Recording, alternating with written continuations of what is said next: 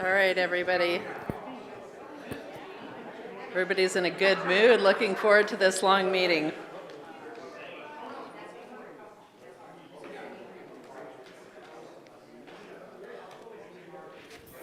All right, let's go ahead and get started. Welcome to the June 15th, 2022 Grants Pass City Council meeting. And we start our meeting off with a moment of silence, so please join me for that.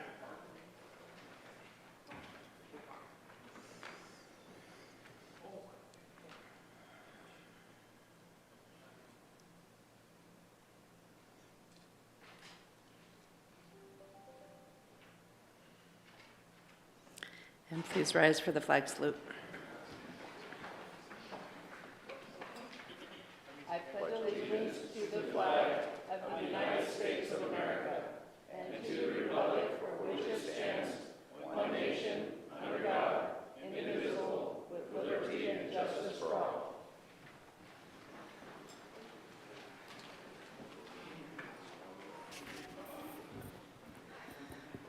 All right, we have Councilor De La Grange will be a few minutes late this evening, and Councilor Auger is absent.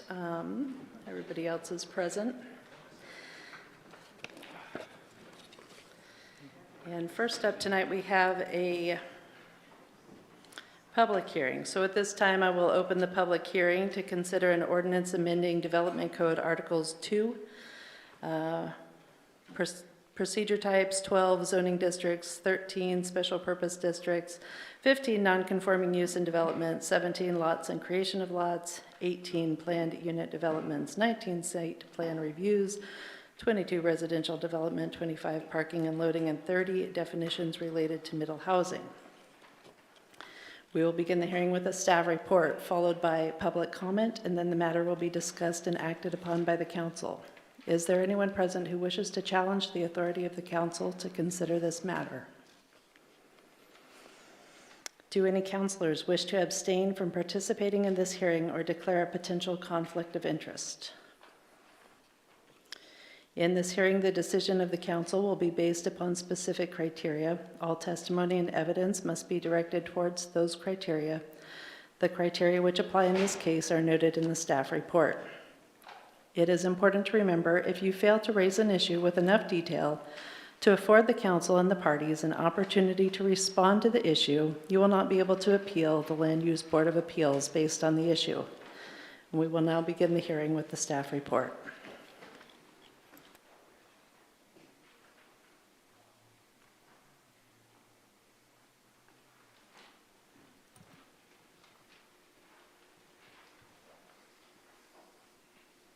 Good evening, Mayor, members of the council. I'm Bradley Clark, Community Development Director for the city.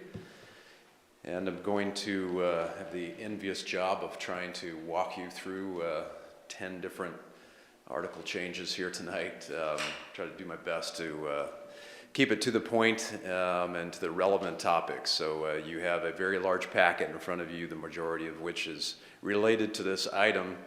But I will try to point out to some packet number pages for you. I'm not going to cover everything, but hopefully the key items. But of course, at the end for questions, if there's things that I didn't address, please do call those out. So what we're here tonight to talk about is the proposed development text amendment to 10 articles, and it's driven by House Bill 2001. Passed by the Oregon legislature in their 2019 session, and it relates to your council goals to facilitate sustainable and manageable growth.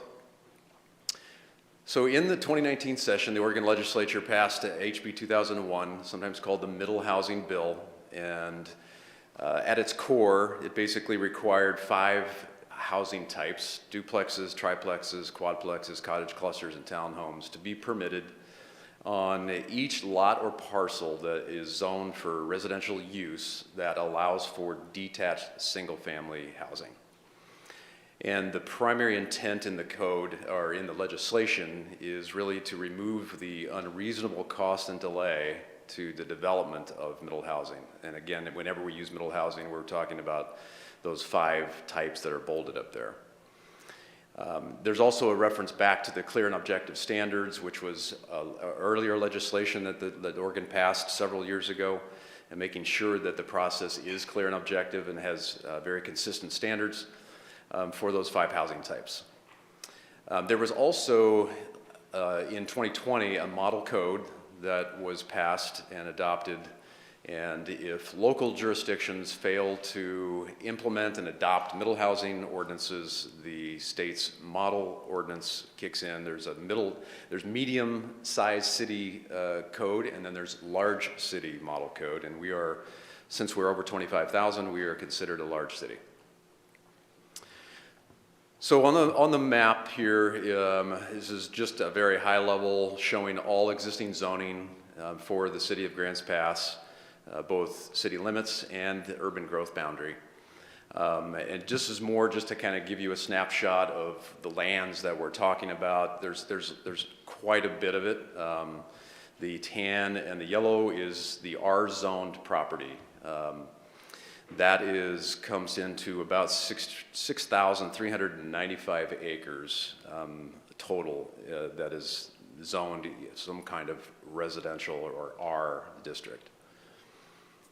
So DLCD, Oregon Department of Land and Conservation and Development, they did award the city a technical assistance grant to help us out with this work. It was paired up with the housing needs analysis and the buildable lands inventory. We did all 3 of these projects together. We were assigned a couple of different consultants to help us, but Jet Planning, Elizabeth Decker, was focused on the middle housing work.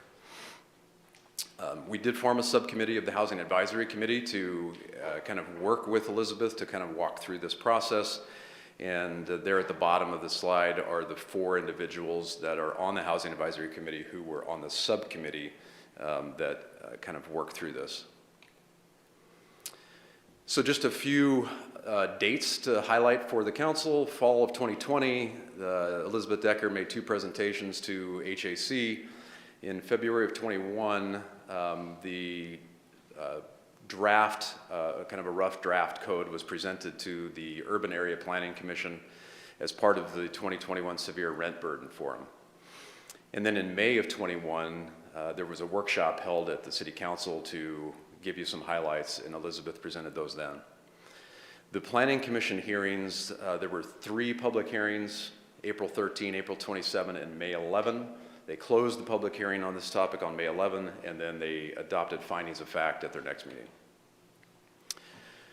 In terms of notification, we just like to make sure you're aware of how the public was notified of this process. I mentioned a couple of these on the right, the Severe Rent Burden Forum. We've had the notice on the website for the Planning Commission. There was an email blast done on March 28th, 2022 to about 1,400 local builders and developers that were in our database. And then of course our legal notice in the Daily Courier was done on April 1. The City Council public notification, the Daily Courier notice was done on June 3rd. We have received to date, prior to this hearing tonight, two written comments. The first one we received June 6th, and that was from the Housing Land Advocates, Thousand Friends of Oregon, and Fair Housing Council. Those were all 3 wrote together on the same letter. These are in your packet. This letter, kind of to summarize, came up with proposing amendments to off-street parking standards and then recommending adding a density bonus option. The second letter was from Home Builders Association of Josephine County, received June 12th, and they raised concerns in that letter related to the zoning transition overlay, and they proposed 5 alternatives to approving the ordinance tonight, including delaying the hearing to address their concerns. And I'm guessing that we'll probably hear from them later on tonight. So the next few slides, I'm just going to try to go through each of the 10 articles that are affected by the change. Article 2 is probably the simplest of them, and there's really just one minor edit that this is on page 113 of your packet that strikes a comparison to higher procedure types. That's just more of a kind of a cleanup thing. Article 12 is one of the more substantial amendments in the code text amendment tonight. So under the current code, and this is Schedule 12-2 on page 152 of your packet, is where it starts. Single-family detached dwellings are permitted either outright, meaning just come in for a building permit, or through a planned unit development, a PUD, in 9 of the city's R zoning districts, and I've listed those there. Single-family detached dwellings are also permitted in the Central Business District under today's code. That's the CBD there, as well as the office residential zone. The city does not have any OR zoning on the ground. We have OR zoning in our code, and it does allow for single-family detached, but we actually don't have any land actually zoned OR, but it is in the code.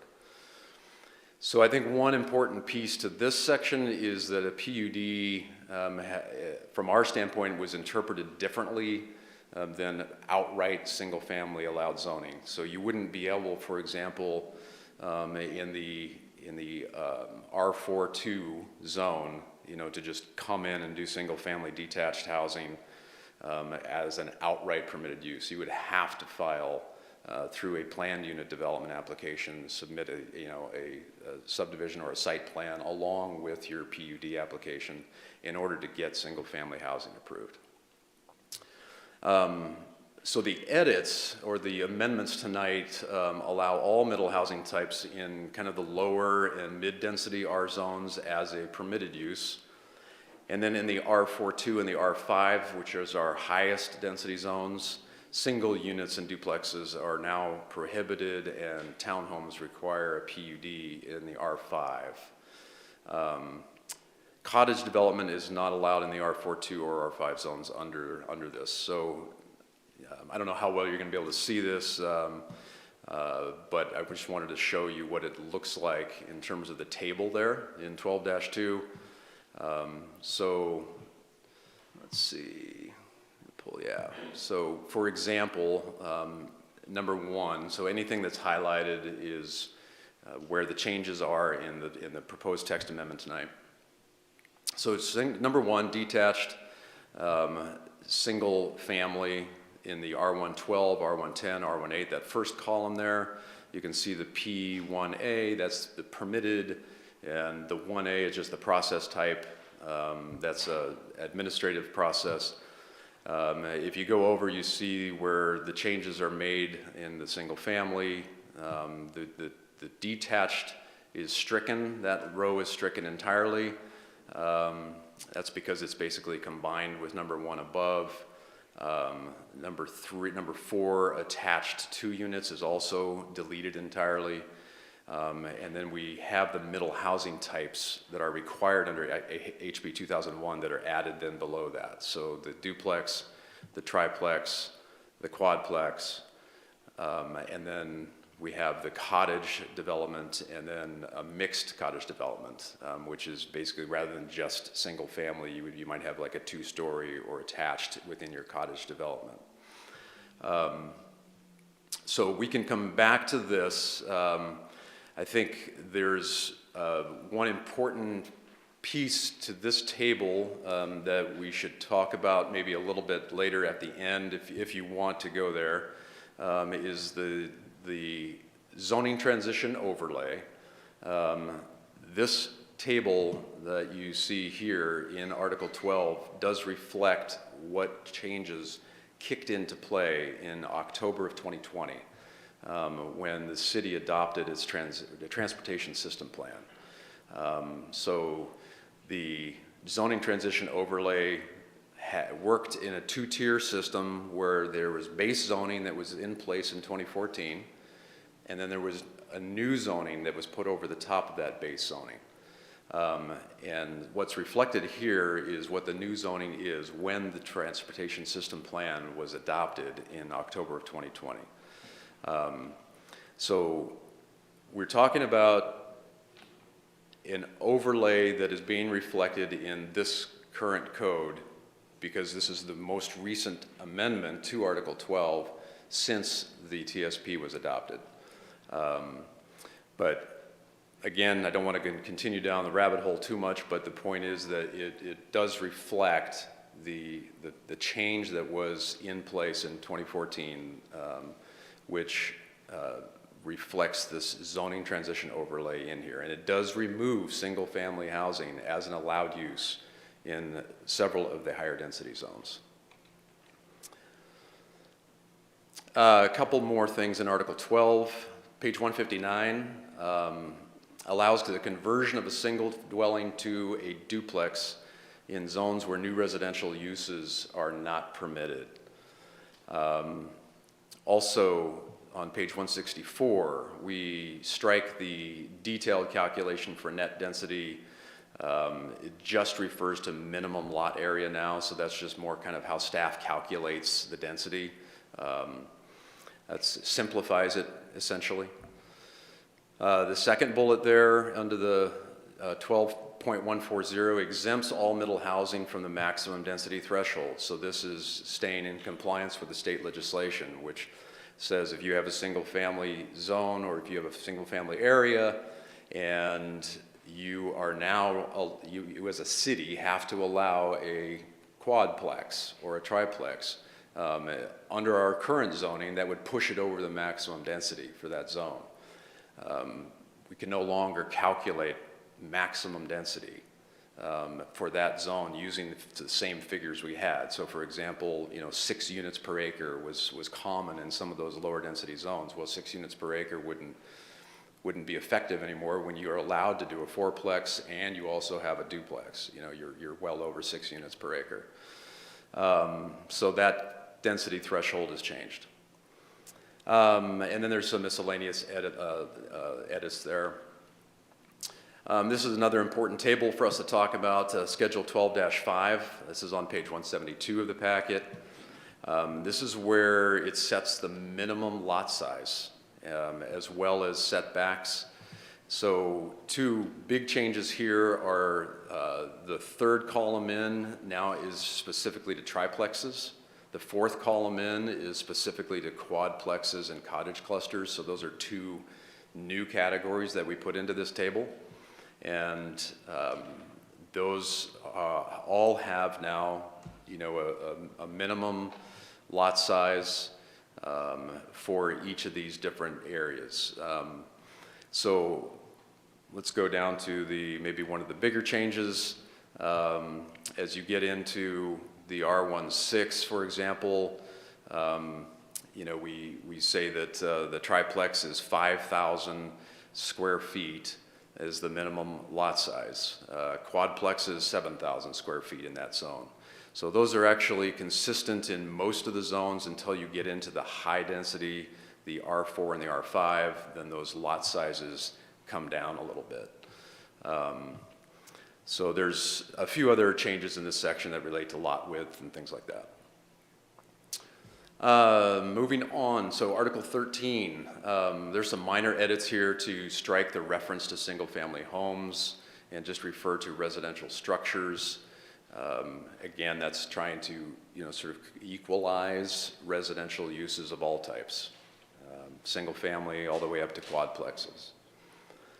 Article 15, this is the non-conforming chapter, so where you have existing uses that don't conform either to the zone or the structure doesn't meet the minimum development standards like a setback.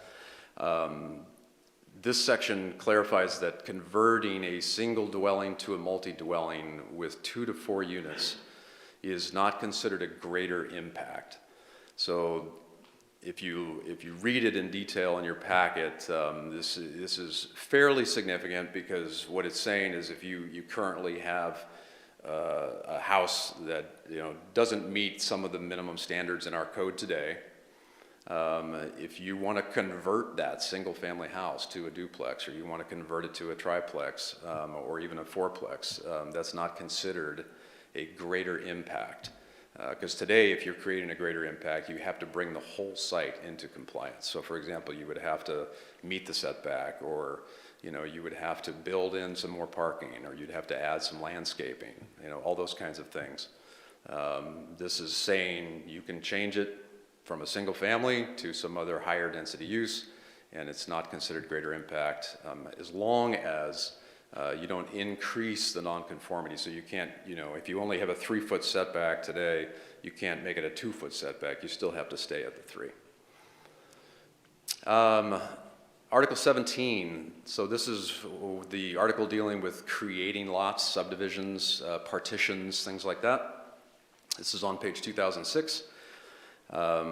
The first one, just kind of some clarifying text. The next one, submittal requirements for partition. This does add a new proposed use requirement. So if you come into the city and you're going to partition land, you would now just need to show kind of the number of units that are being proposed on a particular lot so that we can do that analysis accordingly. Article 18, this is the planned unit developments section. There's 3 sections I wanted to highlight here. The first one, it allows housing types that aren't normally allowed in a zone through a PUD. So for example, single family and duplexes in the PUD. So this is really dealing with how you look at what kinds of uses you could put in a planned unit development. This one does allow for single family in those higher zones if you're combining the single family with some other higher density uses. So that's one thing for the council to take note of.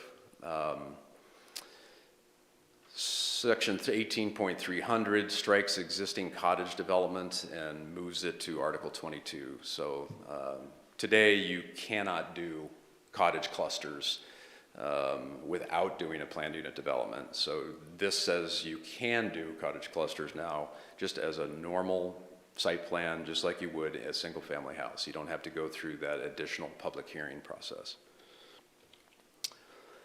Article 19, this is dealing with site plan review. Just one small change in this section. It adds middle housing to all middle housing types as being exempt from a separate site plan review process. Meaning if today, if you come in for a triplex or a quadplex, you have to come in first to planning and then go to get your building permit. This says you can come in and get your building permit right off the bat, and you don't have to go through that extra planning process. So it shortens up the time period for applying for all middle housing types. Whereas today it might take an additional 6 to 8 weeks to go through the first site plan review. Now you're just coming straight in for your building permit in order to do a triplex or a quadplex. Couple more articles. Article 22, residential development standards, is on page 284. This adds middle housing types to the list of housing types that are subject to certain standards. There's a lot of detail that I'm not including on these slides. This is where it talks about a number of different, the actual design standards of your middle housing. The second bullet there, it deletes the pre-application conference. So today, if you want to do certain types of middle housing, you have to come in and do your pre-application first and then come through and actually file for your formal application. You no longer have to do the pre-application under this. And then it adds standards for triplex and quadplex, things like your entry orientation. It has some standards for windows, garages. We already have some of those standards today, but this does clarify them and makes them more clear and sets more clear standards. It also changes the standards for townhouses. There's a minimum of 2 attached for a townhouse and a maximum of 8. That's also a change. You can now, under this ordinance, you can go up to 8 attached houses for a townhouse, whereas today I think it's 4 or 5. So it expands that definition. Article 22 also adds standards for cottage development. It says, for example, there's a maximum of 900 square foot per unit in a cottage cluster. That's the largest you could go. And you have to have a minimum of 3 dwellings in any cluster. And then the maximums, they kind of vary by zone. Article 25 is the parking and loading article. There's a couple of changes to talk about here. The first one there, on-street parking is allowed to count for up to 25% of the minimum parking requirements. So if you have to have 4 parking spaces for your project, you know, you can have one of those be on the street, but the other 3 would have to be on your property. Section 25.33, it exempts middle housing from the striping and screening standards. The last one there gets into how many parking spaces are actually required per unit. This is fairly consistent, but it requires more parking than what the model code does, and I'll highlight a couple of those here in just a minute. But what's proposed here is that for a single family, for 1 or 2 bedrooms, it would require 1 space. For a single family, 3+ bedrooms, it would require 2 spaces, and a duplex, you would have to have 1 parking space per unit, so basically 2 parking spaces for the duplex structure. Article 25.42, continuing on, the plexes. So this reflects word for word what the model code does. For the plexes referring to triplexes and quads. So if you have, it's 1 space per unit. So if you have a triplex, we're talking about 3, except 3 are required for a 4-plex on a lot between 5,000 and 6,999 square feet. So this basically sets the number of parking in relationship to your lot size. So if you have that bigger lot size, you're going to have 3 parking spaces for the 4-plex, 2 spaces for a 4-plex or a triplex if you have that lot that's 3,000 to 5,000, and then 1 space for a triplex if you're on a lot less than 3,000 square feet. So that's one of the areas that the Planning Commission talked about, and that they had some concerns, and as we'll talk about when we refer to the city attorney's memo, we did look at that to see can we change that, and I think, you know, there's some flexibility, but these are, you know, what you're seeing on the screen are minimums. It doesn't mean that a developer could do more. I mean, they could do more. These are not maximum parking standards. These are minimum parking standards. Townhouse, 1 space per dwelling. So as I mentioned earlier, if you had an 8-unit townhouse, you would have to have 8 parking spaces. Cottages, 1 space per dwelling, and then the multi-dwellings. This is the one change to our current code. It deletes the requirement for 3 spaces if you have a multi-bedroom, a multi-unit that has 5 bedrooms. So today, it requires 3 spaces if you have, you know, a 5-bedroom. We don't see that very much. And then finally, Article 30 is the definitions, and I didn't list them all, but basically we're mirroring what the state is, what their definitions are for duplex, cottage, etc. The city attorney memo. So during their second April public hearing, the Planning Commission requested a formal review of House Bill 2001 and the proposed amendments from the city attorney. As the council may recollect, we actually started to bring this up as a topic, but because it wasn't on your agenda that night, we did not talk about it further. The commission raised some concerns with the mandate to allow triplexes and 4-plexes without a public hearing. That was something they felt was important. They wanted to see, they could kind of get behind the duplexes or the cottages without a public hearing to the neighbors, but they really wanted to see, can we go beyond that and require the public hearing if you have a triplex or a 4-plex? City attorney wrote a memo dated May 11th and did some research into that.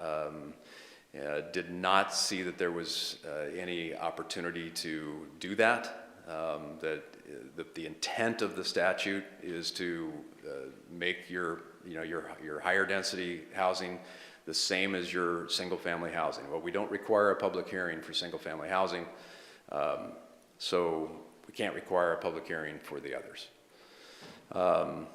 There was also in that memo, which is in your packets, a couple of other topics there. The level of deviation allowed in the model code, some siting standards, he looked at those as well.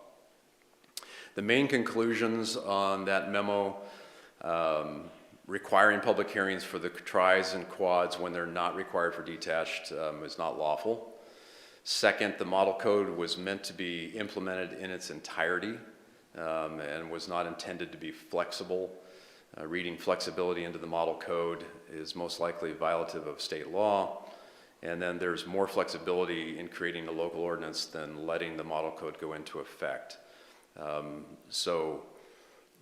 essence here is the model code, was intended for sort of your ideal situation. This is the advantage of adopting our own local code and customizing it, if you will, to Grants Pass. The language that is in the statute really sets up that model code as being, fairly stiff, if you will. It doesn't address as many topics as ours does, but it does require, particularly in the parking area, some more strict standards. One of the things under the Oregon statute, the cities are not required to consider whether the middle housing amendments significantly affect an existing or planned transportation facility. This is another topic that came up at the Planning Commission. The question being, if you see a substantial increase in the number of units that are in a neighborhood, do you need to, as a city, do an analysis on that particular neighborhood first before you allow this? So the statute does specifically exempt out that for adopting the code. Now, it doesn't exempt it when they actually come through. So if they're coming through for a permit, if the code says you have to do a transportation impact analysis, you still have to do a transportation impact analysis when you come in for your permit. But when you as a city are adopting the model code, you don't have to go through and actually analyze the transportation impacts. It did anticipate some potential impacts on sewer and water capacity, and they did allow for a time extension. We, with Public Works, looked at that to some degree and did not find that we had any significant areas in the city that would qualify us for that exemption, so we didn't apply for that.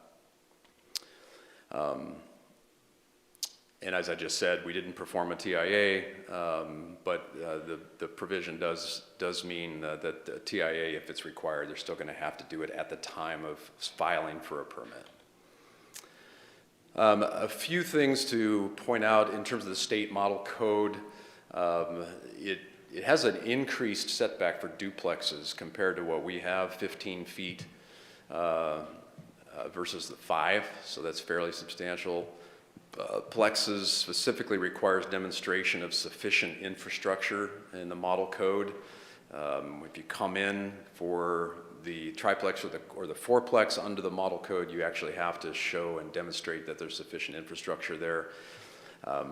In essence, we do that, even though this code that you're looking at tonight doesn't specifically say that, but as part of our permitting process, engineering does look at the infrastructure and the adequacy of it at the time of a permit. But that could add another layer of review. And then the model code does use floor area ratios, FARs, in addition to minimum lot size. And there's a clip here from the model code. So for example, if you've got a minimum lot size of 3,000 square feet or less, you have a maximum floor area ratio of 1.4 to 1. Probably a whole nother thing that we can go into. It just adds another layer of review for staff, essentially. The Plex parking has minimum of 5,000 square feet or less. If your lot size is 5,000 square feet or less, you have one off-street parking space per development. not per unit and not breaking it into the bedrooms like our proposal before you tonight does. It's per development. And then the 5,000 square feet or more, it's 2 off-street parking spaces per development. So this is definitely requires less parking than what the city's proposal does. One last piece to point out, the Planning Commission did not go down this route, but the statute does give an out, if you will, not an out, an alternative to requiring all of the middle housing types in all single-family zoned areas. It says that instead of requiring that or allowing for that, you as a large city, this is something specific to large cities, you can allow up to 80% of all your lots or parcels be for triplexes. So rather than say their triplexes are allowed everywhere where single family zoning is, you could say we're going to allow them in 80% of the area. Same thing, quadplexes allow it on 70% of the lots. Townhouses allow on 60% of the lots, and cottage clusters on 70%. Duplexes you'll notice, are not in that list because the duplexes were required, for all cities, small, medium, large. So they're going to have to allow for the duplexes anywhere where the single family is allowed. But there is this provision, and I just wanted to make sure you were aware that is in there. I do think it would take a lot of work to really identify which areas of town we're going to say, okay, well, here's where we want the triplexes and the quads and the cottages, and here's where we're not. We haven't done that work to date, but it's a provision that's in there. Cost implications, general fund covers staff to process these. We're probably 10 to 15 hours for these 2 hearings, so that's the main cost implication to the city. Call to action June 15th tonight. The main impacts here, we at this point don't expect to have this fully implemented and adopted by June 30th. So that means there's going to be an overlap. I have talked to DLCD staff. They said, we're not alone in this. There are some other cities in Oregon where they're just not quite there. But come July 1, the state model code will become effective, and that's what we're going to use until such time as the city's ordinance becomes effective. So essentially, if you adopt it tonight, then you would look at probably, that late July, early August before it would become effective. So, we're looking at about a month of using the state model code. And then, of course, if you don't adopt it tonight, then that time frame would just would extend out, and the amount of time that we use the state model code increases. You got some alternatives there for you. Approve the text amendment as recommended, approve the text amendments with revisions that you want to make. You can deny the text amendment entirely, of course, which would just mean the model code is what we have to use. Continue it. You could also, of course, remand it to Planning Commission for additional public hearings. Thanks, Mayor. Thank you, Brad. Council, what questions do you have? Where do you start? Valerie, go ahead. Okay, I'm just going for the clarification. So basically, the state is saying to us, you have choice A and B. It's kind of like you can either have a Nutella sandwich or a peanut butter sandwich. And if you say, I don't like Nutella and I don't like peanut butter, they say, too bad. Those are the only 2 choices you have. So that's what you're telling us tonight. We have choice A and B. Either we adopt the plan right here, or the one that the UAPC struggled for 3 meetings with. And you can see this packet that we received on Friday, and 600 pages of it were Viz codes. Tonight, or we have to take the state's code. Is that correct? Yes. Okay. And we can make some amendments, but the amendments are very limited, correct? I mean, that's kind of what we got and what I saw from what the attorneys, that the parking is really not something that we can do. So we're basically allowing more density with less parking requirements in a city that does not have mass transit. Is that correct? We do have mass transit, very limited transit. We do. Mass transit, but Yeah. nothing like the Good city point. of Portland or any large city. It's hard for me to imagine that they would consider 25,000 people a large city. But we can't contest that, correct? In terms of the classification, that's my understanding. Yeah, I mean, that threshold was set, and you know, we are above 25,000 population. So, yeah. So I mean, to your point, you know, the parking again is something that Planning Commission struggled with.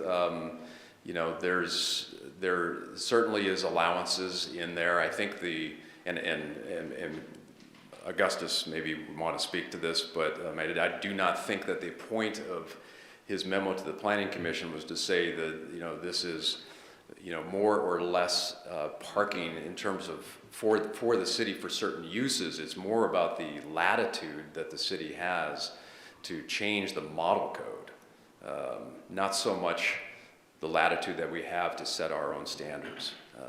But the standards that you see there are similar to what we currently have, but they do expand the definitions. Yeah. Okay. DJ. Yeah, building on what you said, Augustus, would you mind elaborating a little bit more about your memos and discussions with the UAPC on liberties of flexibility? Just to clarify that, please. Yes, I'd be happy to. So when I wrote the memo, the questions that were presented to me were whether a public hearing for similarly situated housing was appropriate under House Bill 2001. And then the second question that was presented to me was whether there was flexibility or liberty to change the model code that would automatically go into implementation if the city didn't adopt its own. And the third question was essentially, and I have it in front of me, whether time should be devoted essentially to seeing if making changes to the model code would be appropriate.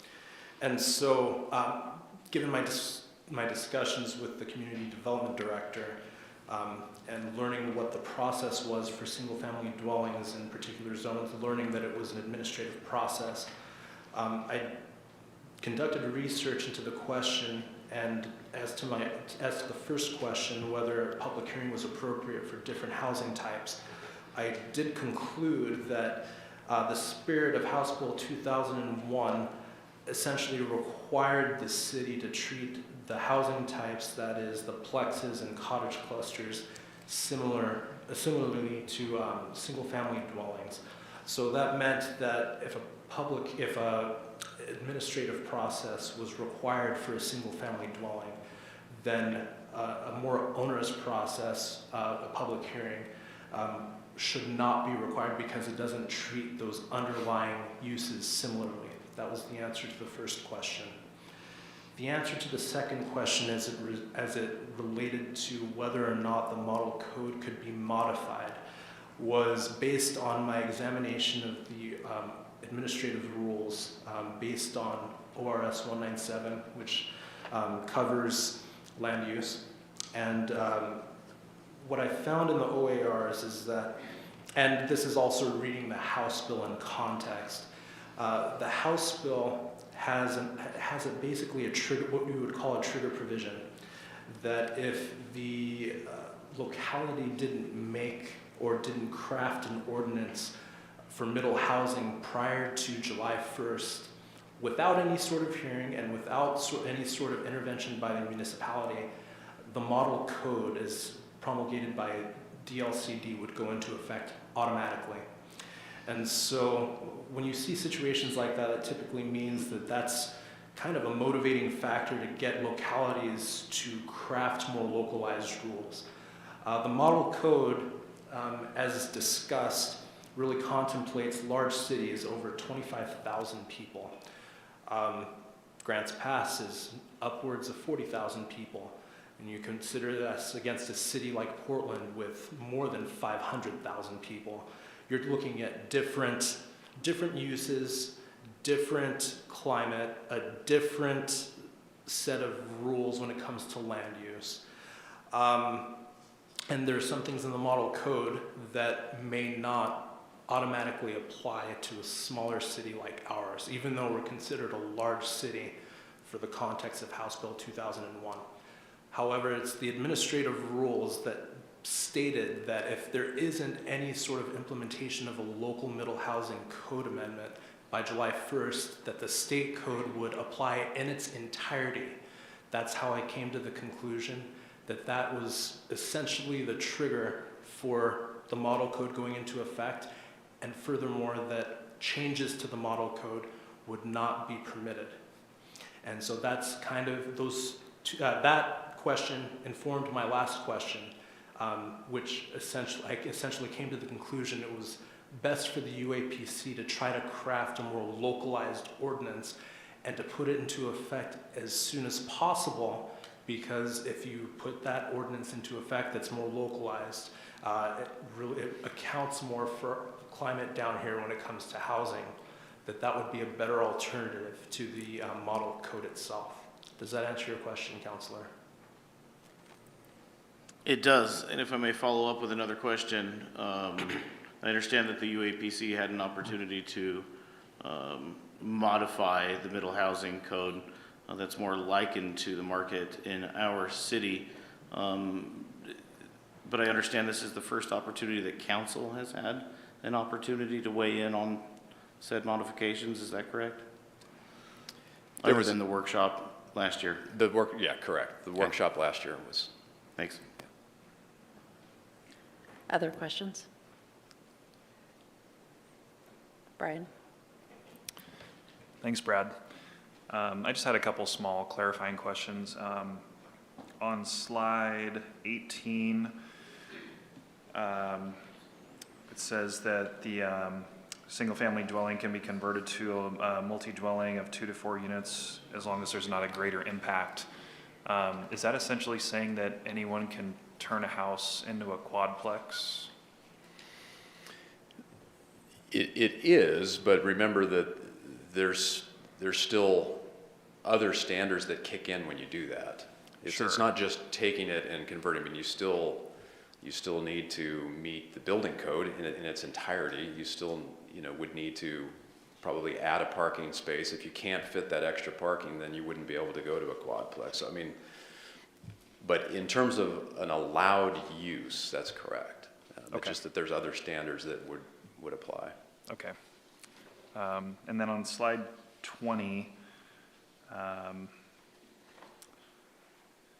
the first bullet, the question I had is, it says allowed housing types. It allows single family in the R3, R4, and R5 zones.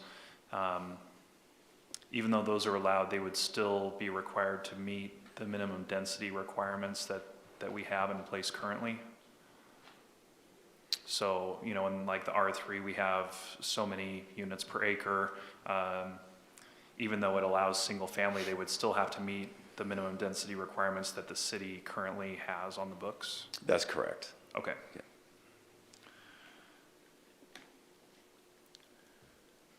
Okay, I'm good for now, thank you. Mm-hmm. Valerie, did you still have something? Well, I guess I was taking a look at one of the slide that you had on there with, that talked about that there wasn't flexibility, that I think it was Augustus talking about the code.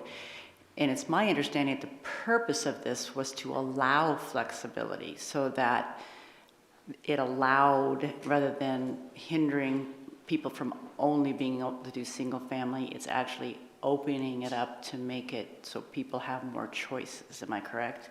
Isn't that kind of their purpose in this, was to allow more flexibility, as strangely as this sounds?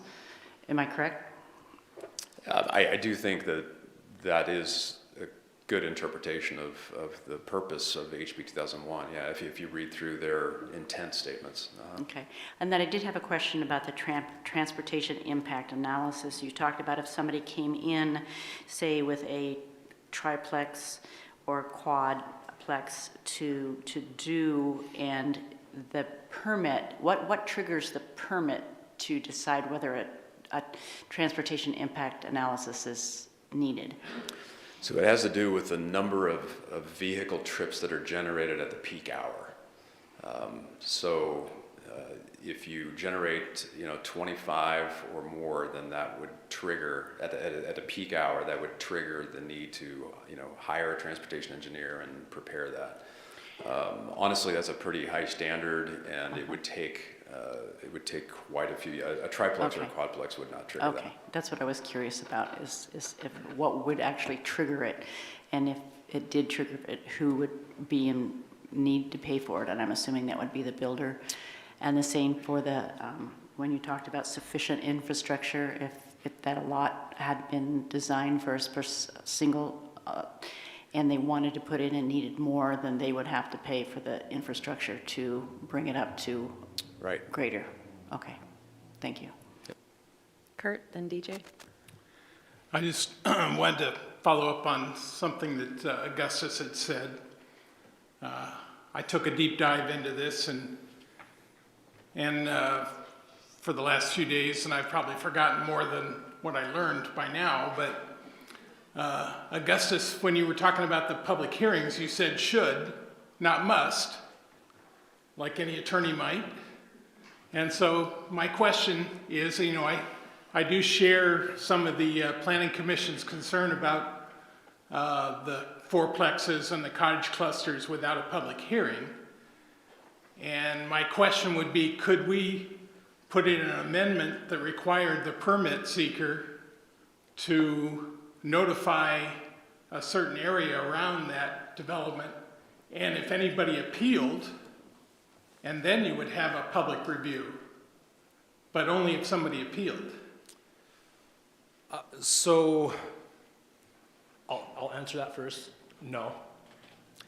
The reason is because for similarly situated housing developments, and I'm talking single-family developments, a public hearing isn't required. And what's required, though, is that they meet the standards for whatever underlying zone they're developing in. It is an administrative review undertaken by the Community Development Department. It is a set of standards that is not subjective. They're clear and objective standards.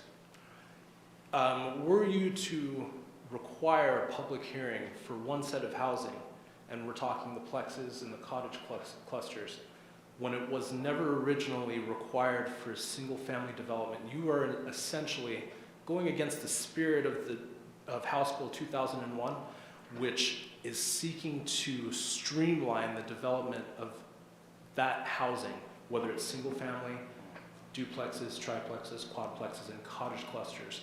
That's the first issue. The second issue is that if you require a public hearing, however, say an individual wants to develop a triplex and they're able to meet all of the standards, you're having a public hearing for nothing, because you're going to have the public hearing and it's not going to change anything because the standards have been met. Those are the two reasons behind not putting in a public hearing. Does that answer your question, Counselor? Yeah, that makes sense.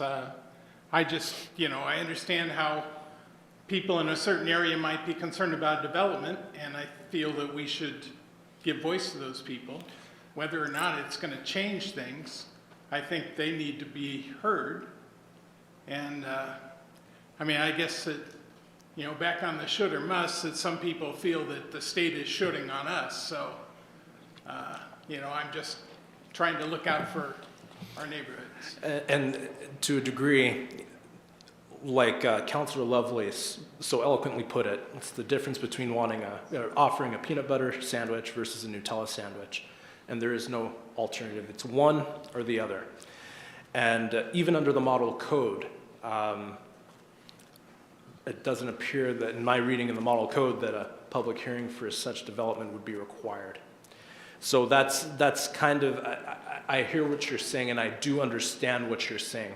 It does seem counterintuitive. However, The purpose of the bill is to treat these housing types similarly in order to speed their implementation and to make sure that they're subject to clear and objective standards that are going to be done under an administrative review without any favor towards one or the other. Well, I do appreciate your answer. It does clarify for me that position, so thank you.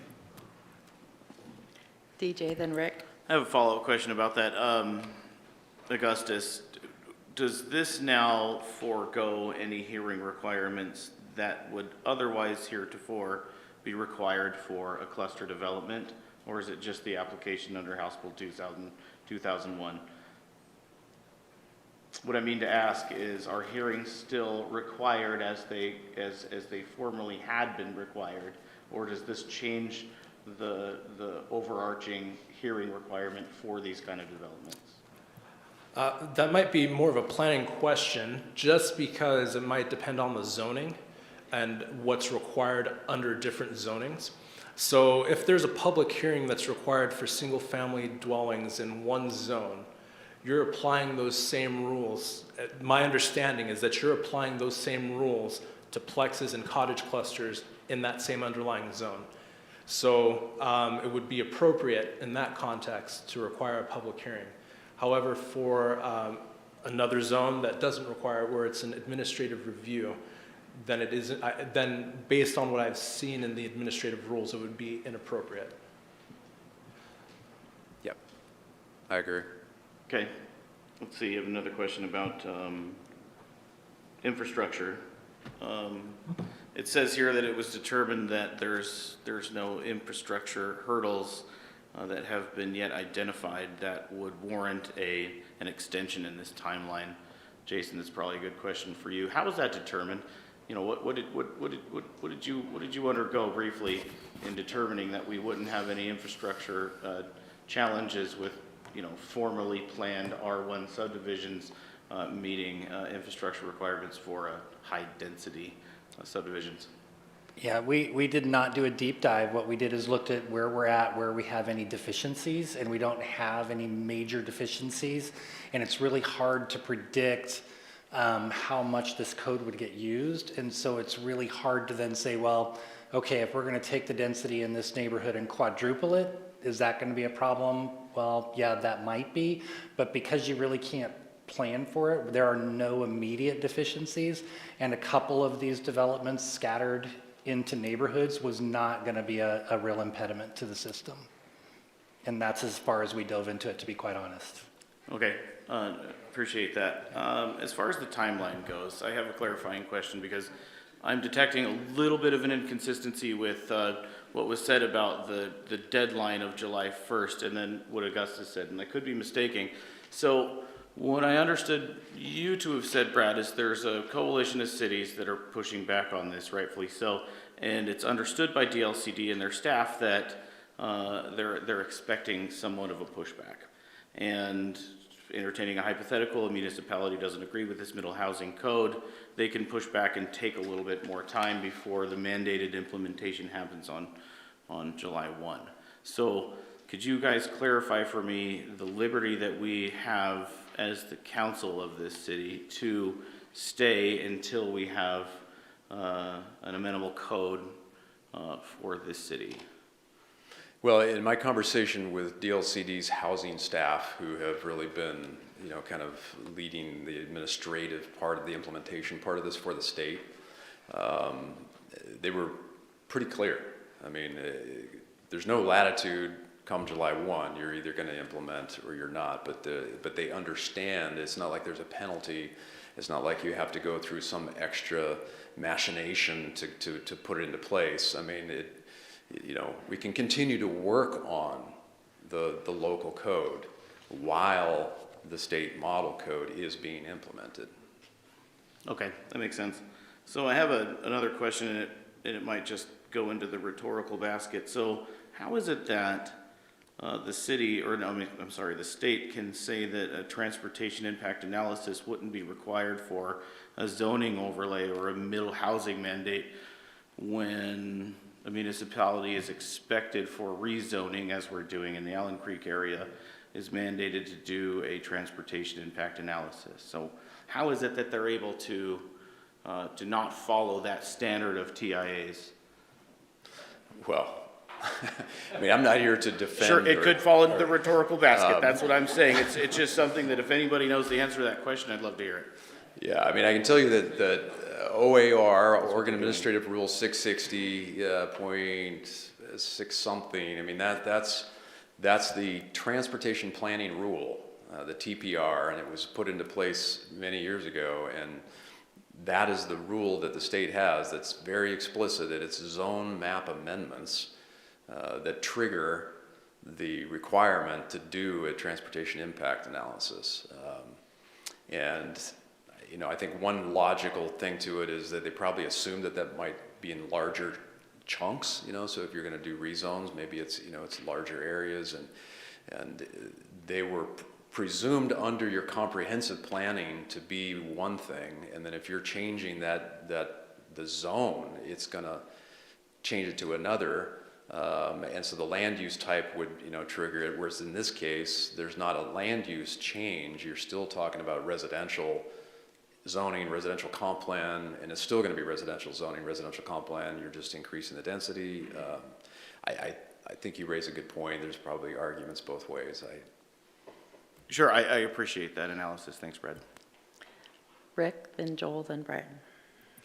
Brad, could you go to slide 18? The last paragraph there, I have some concern when it says convert to middle housing as long as it does not increase nonconformity. I don't know if you can answer, but does that have the potential to impact or ignores the ability for solar because of the latitude of the expansion, height, and so forth? I'm not sure I'm following. Are you saying that it would, since you could do a fourplex taller, would that impact your solar access? Yes, and I'm concerned about people that want solar, and yet the provision here, I want to say, gives a blank check for people to create large development that could impact somebody else's solar, and I'm concerned about protecting that. Yeah, I mean, this code amendment doesn't change today's maximum height. So to whatever the maximum height is today, it's the same. So, you know, I guess it could affect solar access, but it could affect it today as well. So I don't think that this code amendment really directly correlates to solar in that way. So the protection for somebody's solar still exists, but maybe not as strong, or?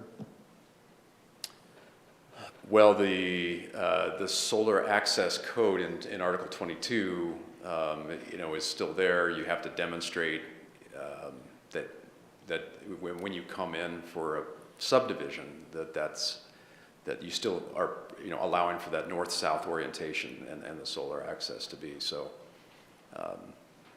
you know, that code isn't changing. The solar access code isn't changing through this amendment. Okay, thank you. Joel? So Brad, of the 686 pages dealing with the change in the code, and then I didn't see the model code and I didn't look it up. And then I was listening to Augustus and his legal opinion. What is the difference between what we see before us in terms of the proposed code and the model code besides parking? Is there any other differences? And then in what the model code is, there's some things, deviations that were allowed, and there's some that are not. And I would guess that they're spelled out specifically in the legislation, or they're strongly suggested, because parking evidently was not. And so I wondered what the other areas were for legal deviation from what the model code said. And then the third question I had was, does it address, I didn't see anything in there in terms of minimum density. Yeah, on your last point, The density is similar, well, it's the same between the state model code and this one, whereas the maximum density doesn't apply. I mean, the state's model code and ours is the same. I mean, you know, the pre-existing maximum densities for any particular zone don't apply. And they couldn't, you know, in order for this to really work. So that, in that way, they're the same. But I'm talking about the minimum densities. It has to Yeah. be at least 60% under our code for minimum. Oh, I'm density. sorry. So yeah, so on the minimum density, the state model code does not address minimum Minimum density density, at all. Okay. Yeah. And then there was some latitude evidently in parking. Is there latitude in any other subject from the model code based on the legislation? That was a little bit confusing to me as to what the direction from the state legislature and what's legal and what's not. So they do still have a few standards when it comes to, say, the design of a building. So like how your garage is, how many windows, you know, those kind of, but it's less than what we have. They spend less time in the state model code addressing structural design issues and more time sort of talking about the layout of the lots and access and things like that. As you you're correct. We didn't put that in there. The state model code's about 35 pages, you know, And in I'm order to glad you give you a really good sense. I mean, I think we would have to have a more detailed discussion. So is it a fair interpretation to say that you can be stricter than the model code on all subjects, but you can't be laxer? Whatever strict or lax mean, I'm sure that would differ, except with parking. It seems like parking we have more requirements than the model code. Yeah, so in adopting a code that's more localized, you have a lot more flexibility based on the administrative rules, whereas with the model code and its implementation, its automatic implementation, you have no flexibility. You're going with exactly what the model code prescribes. So you can go against the model code in any area then, if you do it specifically? So it's As long as it's not against the intent. right. Okay. That's a little bit confusing. Brian, then Rick, then Rob, and let's please not talk while other people are trying to talk. Thank you. I'll keep it brief. Am I understanding correctly that Urban Area Planning Commission unanimously recommended that we pass what is in our packet tonight? That is correct. Okay, and does staff support that recommendation? We do. Okay, great, thank you. Rick. So could you go to slide 25?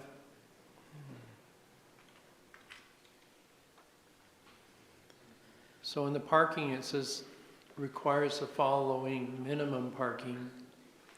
So in this discussion that Joel's been having about parking, do we have the ability to increase as long as we are not decreasing that amount?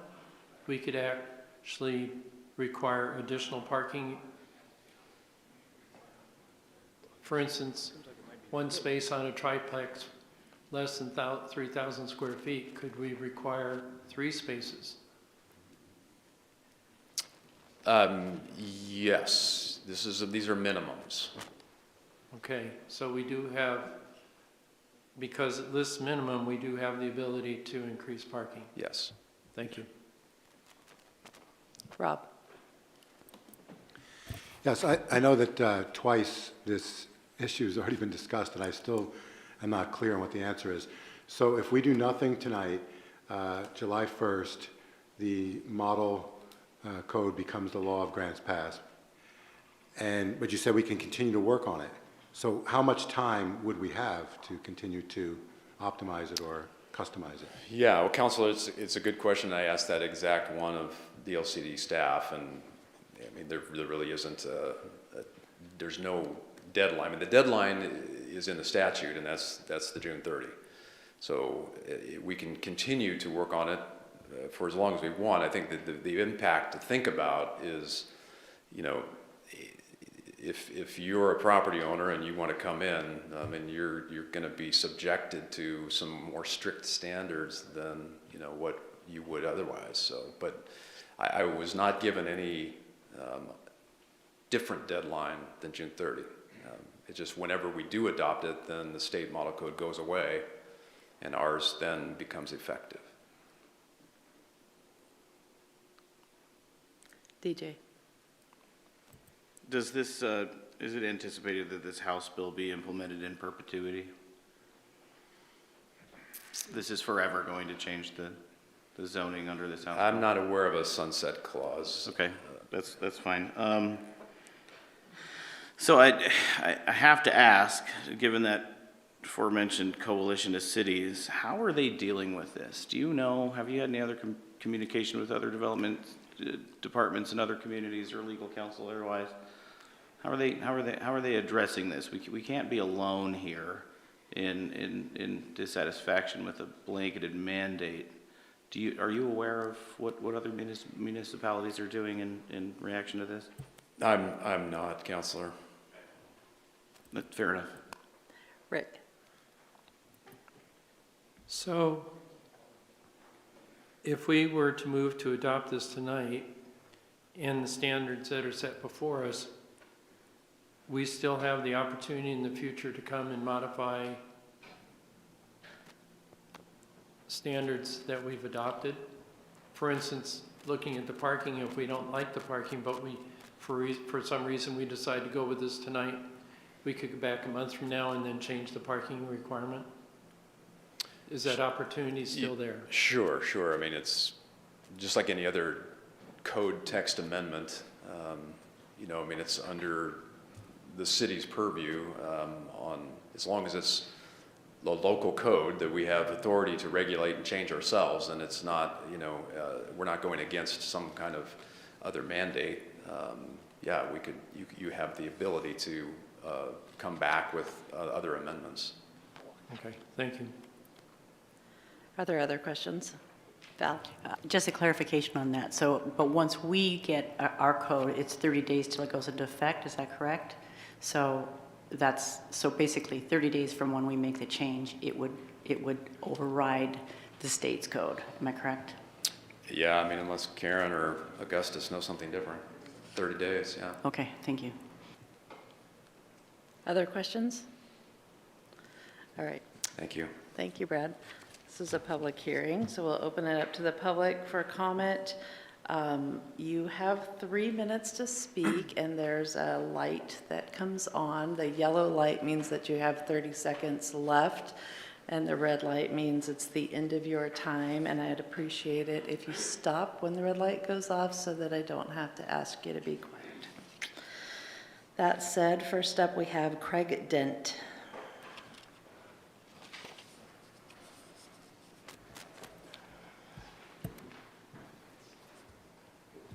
Owen, please tell us Valerian where you Homes. live, I too. work for Valerian Homes, Madam Mayor, and councilors. I'm not informed enough to grasp the city's appetite for more litigation.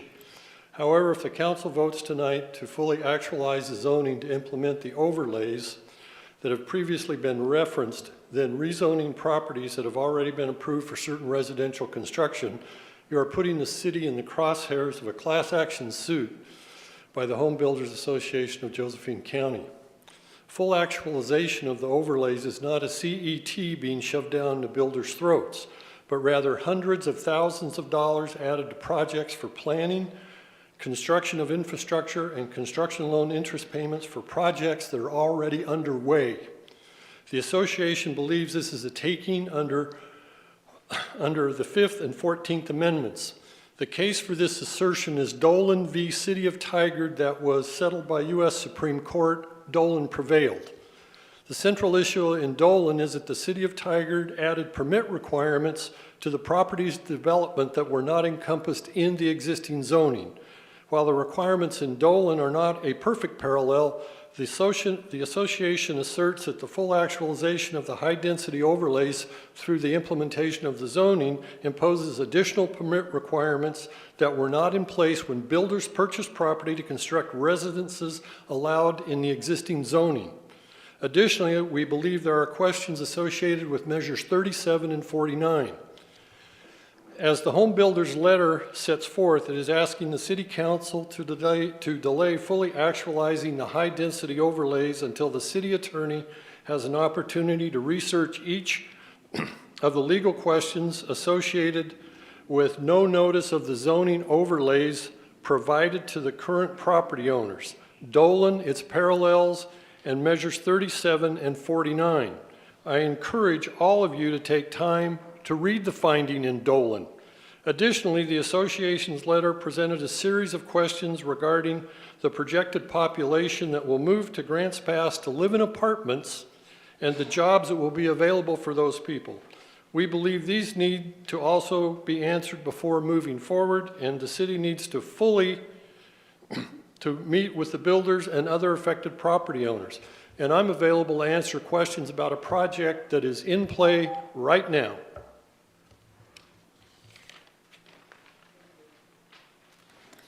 Thank you. I didn't mean to cause panic. I have 3 people who had turned in slips, but you can still speak even if you didn't turn in a slip. Also remember 30 seconds when the yellow light goes off. Lily Morgan.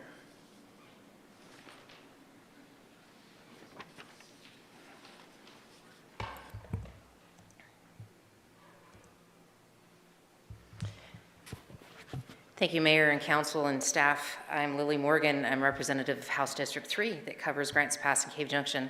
I'm also Vice Chair of the House Housing Committee at the State Legislature. House Bill 2019, in 2019, House Bill 2001 was adopted. Representative Stark, who also represents Grants Pass, was a regular sponsor of that bill, and I spoke with him today to seek some clarification. And I've also been in touch with other of my colleagues related to this bill to try to bring some more clarification here tonight. I am concerned about the base level of the state permitting and the reduced parking that would do. We have seen how the lack of our ability to expand transit in our community impacts the lack of getting to services, even in having to place a shelter somewhere. It has to be within so many blocks of transit. And yet our transit master plan for the next few years does not expand further into the residential neighbors. You have your main thoroughfares. It doesn't even go to Williams yet. And so there's a master plan in place that this would not cover. The intention of House Bill 2001 was to be permissive. It was not intended in any capacity to be restrictive. And I had just pulled it up because there's actually a section in it that specifically says, and of course my phone just cleared and I don't have internet in here, that's always fun, specifically says this is not intended to prohibit single-family dwellings from single-family residential zones. That's specifically stated in the wording of 2001. Unfortunately, because of the overlay from 2014 that's impacted the community that went into play when the transportation TSP went into play, that has added greater restriction than the legislature intended. We were trying to deal with housing needs and capacity, and yet what we're actually finding is that this may prohibit that. Some of the unintended consequences that you may see, though it's meant to remove delays, the cost from getting financing for these types of projects is more restrictive through financial institutions. Fewer rentals will be available as more and more people are getting out of the rental market due to not just this, but other issues we've done at the state. And you're seeing more Airbnbs go across the community. Developments will decrease unless there's a way to offset the cost burden. I haven't heard what the impact on CC&Rs will be. The parking limitations are very concerning to me. The potential for lawsuits, essentially that this is equal to a taking. And that for those that are in mid-development or nearing the completion of ready for development.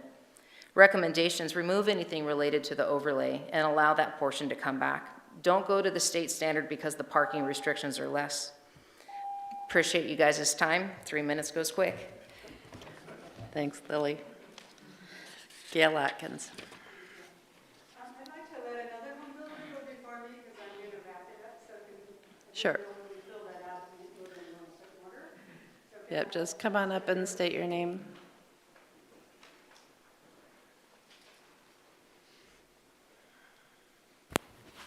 Evening, councilors, mayor, and staff. Justin Gerlitz, 223 Northeast B Street. I'll try to be brief here, talk about the most important point. I've been really involved in housing for several months now, and really getting to the root of what's best for our community and what's hurting our community. And although House Bill 2001 has a lot of, we'll call mandates that have to do with up to fourplexes, and Brad did a very good job of explaining that, these code changes come with some unintended consequences, and this is kind of built off of what Lily said. We've had these zoning overlays that were created sometime around 2014, potentially earlier, and they were kind of been floating out there, and then they were floating out there with the option of using them or not using them. And then sometime last fall, and I still haven't figured out exactly what the trigger was, they came into effect, and I found that out the hard way when I turned in an application for a zone that was shown as the zone, and I found out that the zoning overlay was now the zone, although it wasn't shown that way. And what that means is a lot of these residential zones that allowed single-family homes, and people had purchased, investors, homeowners, people for rentals, turned into R3-2, R4-2, and general commercial 2 zones. And because these were created back in 2014, a lot of those properties were vacant in 2014. Now they have been developed, or they're under development, or they're intended to be developed as single-family uses. And with these code changes under Schedule 12-2 and Article 12, we are effectively eliminating the ability to build single-family homes in zones that currently still say that they are the original base zone.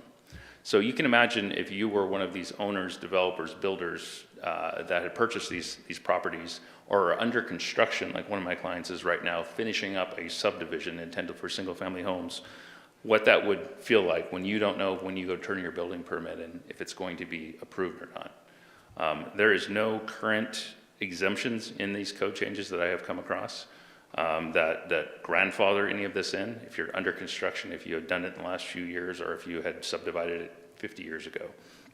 And right now, what I'm asking tonight is, I understand the House bill is pressuring everybody to try to pull this thing together. I understand that those are laws that have been put into place, but this is something that was done by the city. It was done a long time ago, and we're just now feeling the consequences. So I ask that A, we pause the council decision for further discussion on this topic. B, if we feel like we have to make a change tonight, that we go back into Schedule 12-2 and allow R3-2, R4-2, R4 zones to continue to have single-family options in the spirit of the House bill. And we allow GC2 to have multifamily options. And we readdress the 10,000 square foot minimum density requirement that had passed through council previously. Thank you. Thank you. And Gail, are you going now, or you want to let other people go? Okay. Okay. I'm Gail Atkins, president of the newly formed Home Builders Association of Josephine County. We have 35 members in our first. Excuse me, can you pull the mic down closer to your mouth? Thanks. Did you get that I'm the president of the Home Builders Association? And we just newly formed. Okay. We urge you to put a pause on the Trojan horse that is in the 686-page development code changes in your packet. You've only had it for a few days. Code is just that, a form of special language hard to understand by anyone who is not in the trades. A specialist would take weeks to understand it. You should have our letter pointing out the contradictions and damage these changes can inflict. It will slow down new housing. They will and are causing financial damage to mom and pop housing creators, small business investors, as well as large home builders. For example, I have a new home project in process. Literal cold rule would require me to rip up streets, sidewalks, trees, and other infrastructure. The replacement and financial damages that could easily reach 7 figures. I would be forced to litigate. It would stop the addition of new homes in our sadly low inventory. It would mean loss of work for a lot of people who do the vertical building and count on these jobs to feed their families. We are the people who survey and engineer. We dig the 12-foot deep trenches and go down in them and install storm drains, water and sewer lines. We do this rain or shine, sometimes in sweltering heat. We pour and lay concrete and get on our knees to shape it, just for starters. We do all the hard and dangerous work needed to build homes. We are electricians, plumbers, framers, suppliers, heating and air, installers, cabinet makers, painters, roofers, realtors, and landscapers. We want to help. Our members have built 10,000 homes. We are the builders who carry the torch for Brady Adams' dream to make Grants Pass the best little river city in America. Would those who support putting the pause on please stand up and raise your hand so we know? Okay? Thank you. Thank you. Is there anyone else who wanted to speak? Please tell us your name. My name's Michael Masters. I work in town. I have rentals in town. I live out outside the urban growth boundary at 196 James Riffle Road. My main concern is I keep hearing the discussion about this change in the House Bill 2001 will allow increased density and increased flexibility, but there's, as it's been stated, this hook in it where we're doing away with single-family zoning in some instances, like in R3 and R4, and a lot of developers will do their affordable housing in R3 and R4 because they always allowed for smaller lot sizes. And so what we're really doing is, if you're a single-family home builder, which most builders are, and we could talk about why not everybody wants to get into the apartment business, and the short summary of that is that it's not an easy business to be in. It's a specialized business. The state is typically hostile to landlords. That it's actually shrinking the supply or future supply of single-family lots. And so it's not going to help the affordability of single-family homes. It feels like whether the state intended or not, or whether the city council intended or not, or the planning department intended or not, we're doing away with a supply of single-family lots by prohibiting it in certain zoning that it was previously allowed. And that's why I think it's important to pause this and let's have some reflection on how people in the building and development community can collaborate with staff to be able to come up with a solution that will continue to allow it. I know there's this push, we need more housing, so let's compel people to build apartments, but you're not going to get the development community by and large to build apartments if it doesn't make financial sense. So if it makes financial sense to build housing that's a single family, then you're at least getting more housing. But if you say, I'm not going to allow it in the zoning, and that's what a developer owns or plans on developing, you're actually shrinking the supply of housing. I don't think this, as it's currently constructed, and I think it could be amended to make more sense, but I don't think it actually solves the problem. It may solve one problem, but it creates a whole nother problem. And I just call it the law of unintended consequences, or maybe they're intended consequences, I'm not sure. But I really don't, I'm a single family home builder. I don't want to be a landlord. Nothing against having rentals, that's not what I want to do. I want to build a house and I want to sell it. I don't want to be in the landlord business. And so if I haven't got any more land to purchase, I'm essentially going to be out of that business. And we do provide the bulk of the housing in town. And I believe at some point, if the structure is set up properly, there will be more multifamily built, but we need to come up with a better plan. That's all I have. Thank you.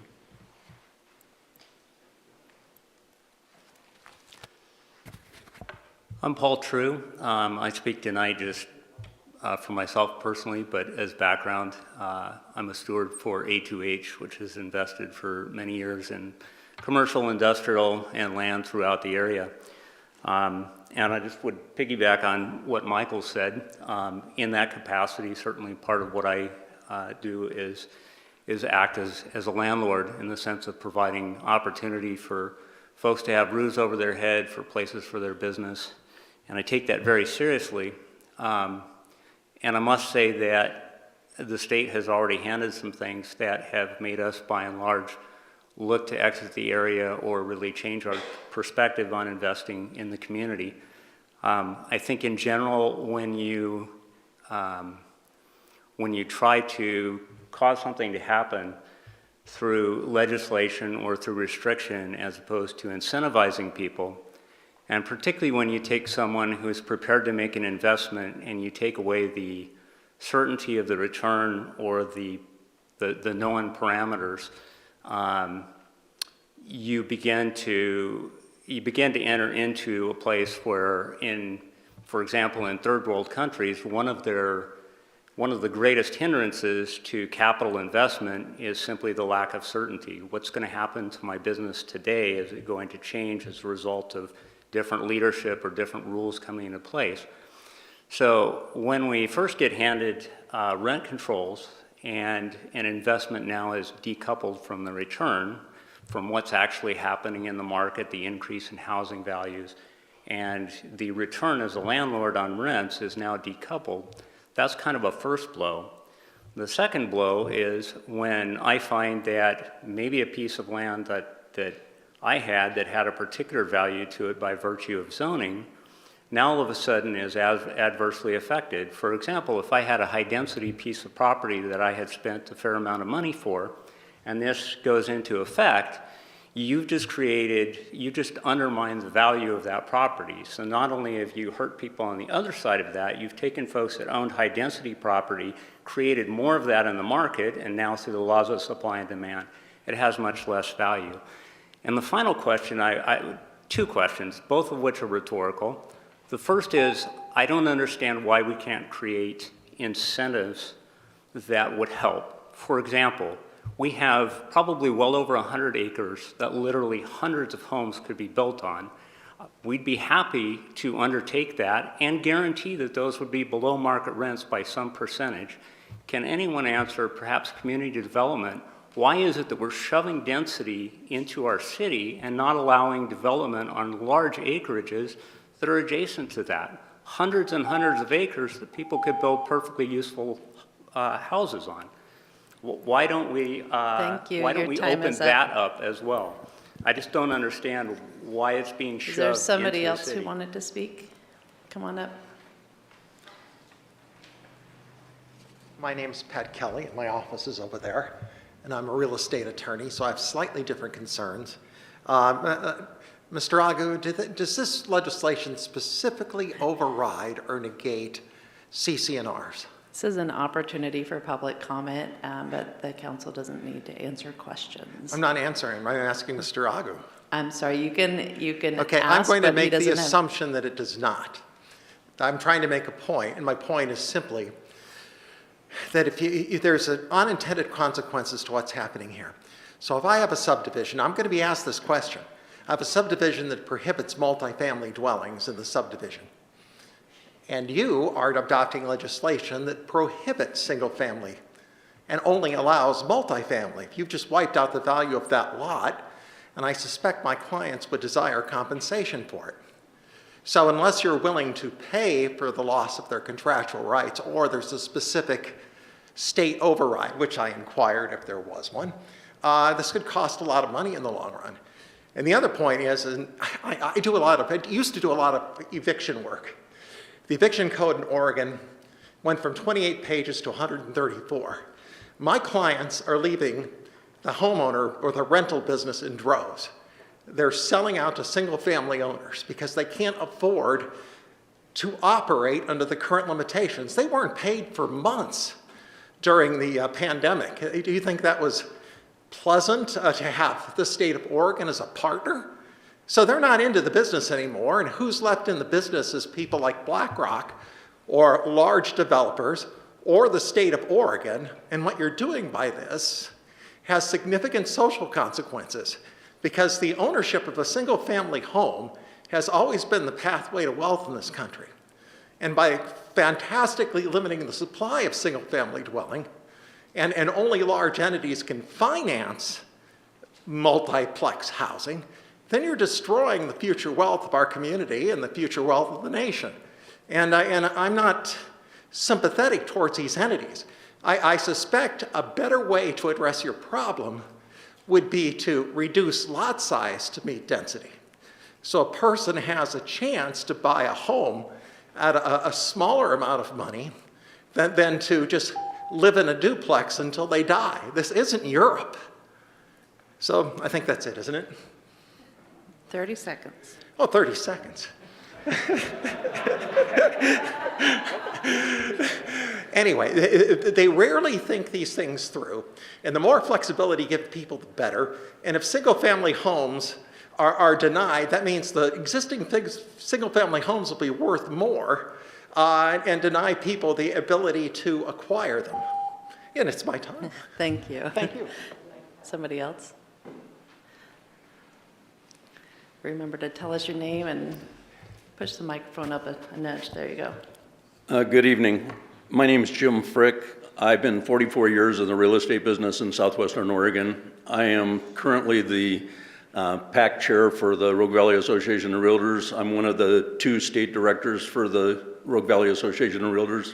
We have a 1,500 membership, and we're a subchapter of the National Association of Realtors, which is the largest trade organization in the United States. I'm really confused because, you know, we've got a supply and demand situation that is unprecedented. The realtors last year brought this city council a letter stating that we were concerned about doing anything that might constitutionally put any kind of a dent in Measure 79, which I was the co-chair of, involving real estate transfer taxes. Now, I know that's not what you're talking about tonight, but I'm going to tell you that it just seems like every time we turn around, there's another fee, another responsibility that's put on somebody, and it's usually the home builders, the real estate clients, somebody that can least afford it. We are in an area here, and I'd like to leave this with the city council, and this is the realtor's property resource, and this is strictly for the city of Grants Pass. And I'd just like to mention the fact that there are 30% of all the people that live right now in the city limits of Grants Pass, according to this statistic, are senior citizens. About 40% of the people that reside inside the city limits are people that are living on Social Security. I'm wondering, where is this infill coming on increasing this density in Grants Pass, Oregon at 26,000 population that is actually 46,732, or I'm sorry, 38,250. And then we've got a median household income of $46,732. When you have housing now approaching $300 plus a square foot, and then you're going to put this next layer on and stuff, does anybody in this room have any idea what it costs for a builder like this to build a duplex, a fourplex, a fiveplex like you're talking about at $300 a square foot? Do you know what the rents have to be in order to accomplish that? It's off the chart. You can't do it. And so what I'd like to recommend is that I sure wish that we could have city councils like yourself come to the Rogue Valley Association of Realtors and bring the realtors engaged with the Home Builders Association, because I think our industries represent better than 40% of the commerce that is produced in your communities, that are the people that pay the taxes that pay for your salary. So thank you. We don't get a salary, but is there somebody else? I know that. We do this just for fun.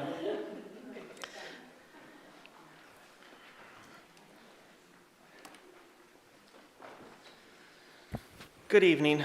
My name is Clint Scherf. I live on Conklin Avenue. I'm here as a Grants Pass citizen, even though I do serve on the UAPC, so I'm going to watch for daggers in my back. Just to defend our vote and all the discussion through the UAPC is, we were bullied by the fact that we could not actually change the code. We actually sought legal counsel and we were given legal direction, which was a benefit to how we could actually modify that code. So yes, I did vote to recommend for the council to approve this code, just for the fact that we know that the state will implement the state standard if we do not actually implement our code. If we do approve this code tonight and implement it in a timely manner, we as a council and as a city, specifically starting with the UAPC, has the ability to go through this code section by section and modify it to our community standards, to be within a better fit for our community. I think modifying an overall code from start to finish is too much of a spotlight and could be pointed out by state and so forth. We all know that there is a coalition of cities that is actually pushing back. I don't know exact parameters of that, but it has been rumored that there is legal precedence behind their pushback. So I believe if we do go down this path, we do have the ability to change our code to modify it to our community in the near future, and we should, in a timely manner, have some support from other similar small communities to actually have a good foundation to stand on and change these codes. I could diatribe into why this code is the way it is, but basically the only point I want to get across is the people that made this code that was pushed down from the state primarily live in large metropolitan areas, and they rely on a backbone of public transportation.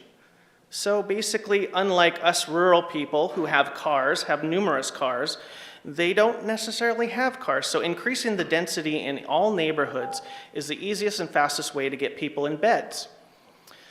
But my argument, which can be read in transcripts from the UAPC, is the fact that increasing densities overall actually goes against the master plan that all cities put forth on managing their infrastructure. So if you increase the density in certain areas that were not already had that density within the master plan, then the master plan is basically null and void. I know that's strong words, but that's what I feel. Thank you. Thank you. Is there anyone else?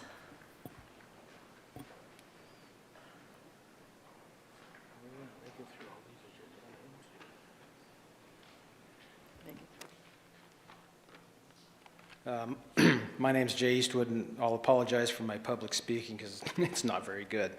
But I am going to be a case study for what happens if this is adopted as proposed tonight. My wife and I own 2.38 acres on the corner of Canal Avenue and Hubbard Lane, just south of Highway 199. The property is zoned R3. We've built to date 2 duplexes and a triplex that Southern Oregon Aspire houses their developmentally disabled in those units. The problem lies with this GC2 overlay that is now on our property. It completely eliminates any housing as the primary use for the property. And keep in mind, I'm on one tax lot. This isn't parcelized. This is 1 2-acre piece of property. So if they come to me tomorrow and say, hey, we need more units for our clients, I have to send them somewhere else. And I mean, the whole reason we're here today is because we have a housing crisis. Well, this doesn't give me flexibility. It is actually a huge hindrance on, and we have room for 12 to 14 more units. It's not going to happen. I mean, with that GC2, if I don't build commercial on the ground floor and, you know, some larger project that frankly does not pencil, where the community is out those units. And so as a specific request, I would say if you choose to adopt something tonight, we have to allow that middle housing in the GC2 zones. It's just, it makes sense because we do have a specific problem to solve and we need every tool to do it. And so I will finish with a letter from Sarah Collins. She's the Chief Executive Officer of Southern Oregon Aspire. It says, Dear council members, I'm writing to express our strong opposition to the proposed rezoning, which she means the overlay, on Canal Avenue. Southern Oregon Aspire rents a multiplex housing unit where 10 individuals with intellectual and developmental disabilities live. We provide 24-hour services to individuals with support needs ranging from complex physical and medical conditions, while others require sophisticated communication techniques and behavioral support.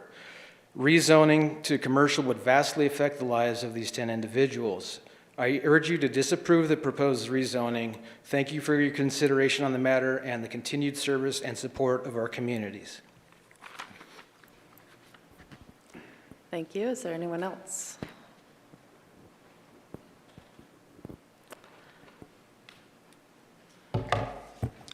Keith Jerkozak.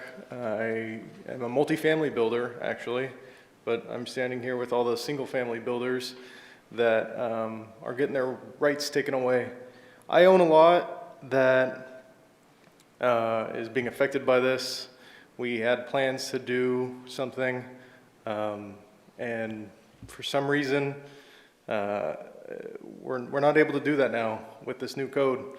I don't see why there's not a grandfathering in clause for existing owners, excuse me. It doesn't make any sense to take away rights from people that might have made plans, might have bought lots, that, you know, want to do something for this community that now can't. I don't know why multifamily was taken away from different zones. It didn't seem to have anything to do with the House Bill 2001.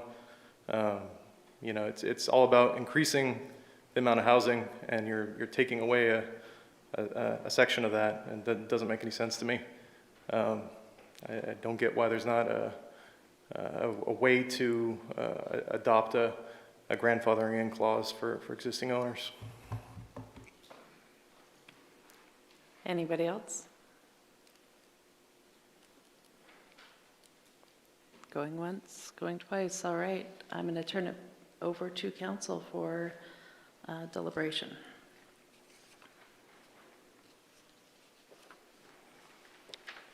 DJ. I'm going to read the letter from the Home Builders Association that was given to council with the preface that this email addresses a part and parcel, not only the implications of House Bill 2001, but the realistic implications of other cities, of the city's initiated development standards. I think that's really the goal of all the developers here, in that the sentiment being that House Bill 2001 is damaging to the nature of the community and the market thereof, but there are other things that the city's initiated. It goes as such. It was recently brought to our attention that there are some development code revisions being proposed this week at the June 15th council meeting that have significant effects on housing in our community. It is our understanding that several of these changes are being proposed to comply with House Bill 2001 and the subsequent Oregon administrative rules. In general, the state had mandated by June 30, 2022, Oregon large cities, including us, and cities in the Portland metro region must allow duplexes, triplexes, quadplexes, cottage clusters, and townhouses in all residential areas, regardless of existing zoning restrictions. The idea is to allow additional options for developers in residential areas while increasing housing density throughout the state. In addition to House Bill 2001, the City of Grants Pass recently adopted the zoning transition overlays that were put into place several years ago.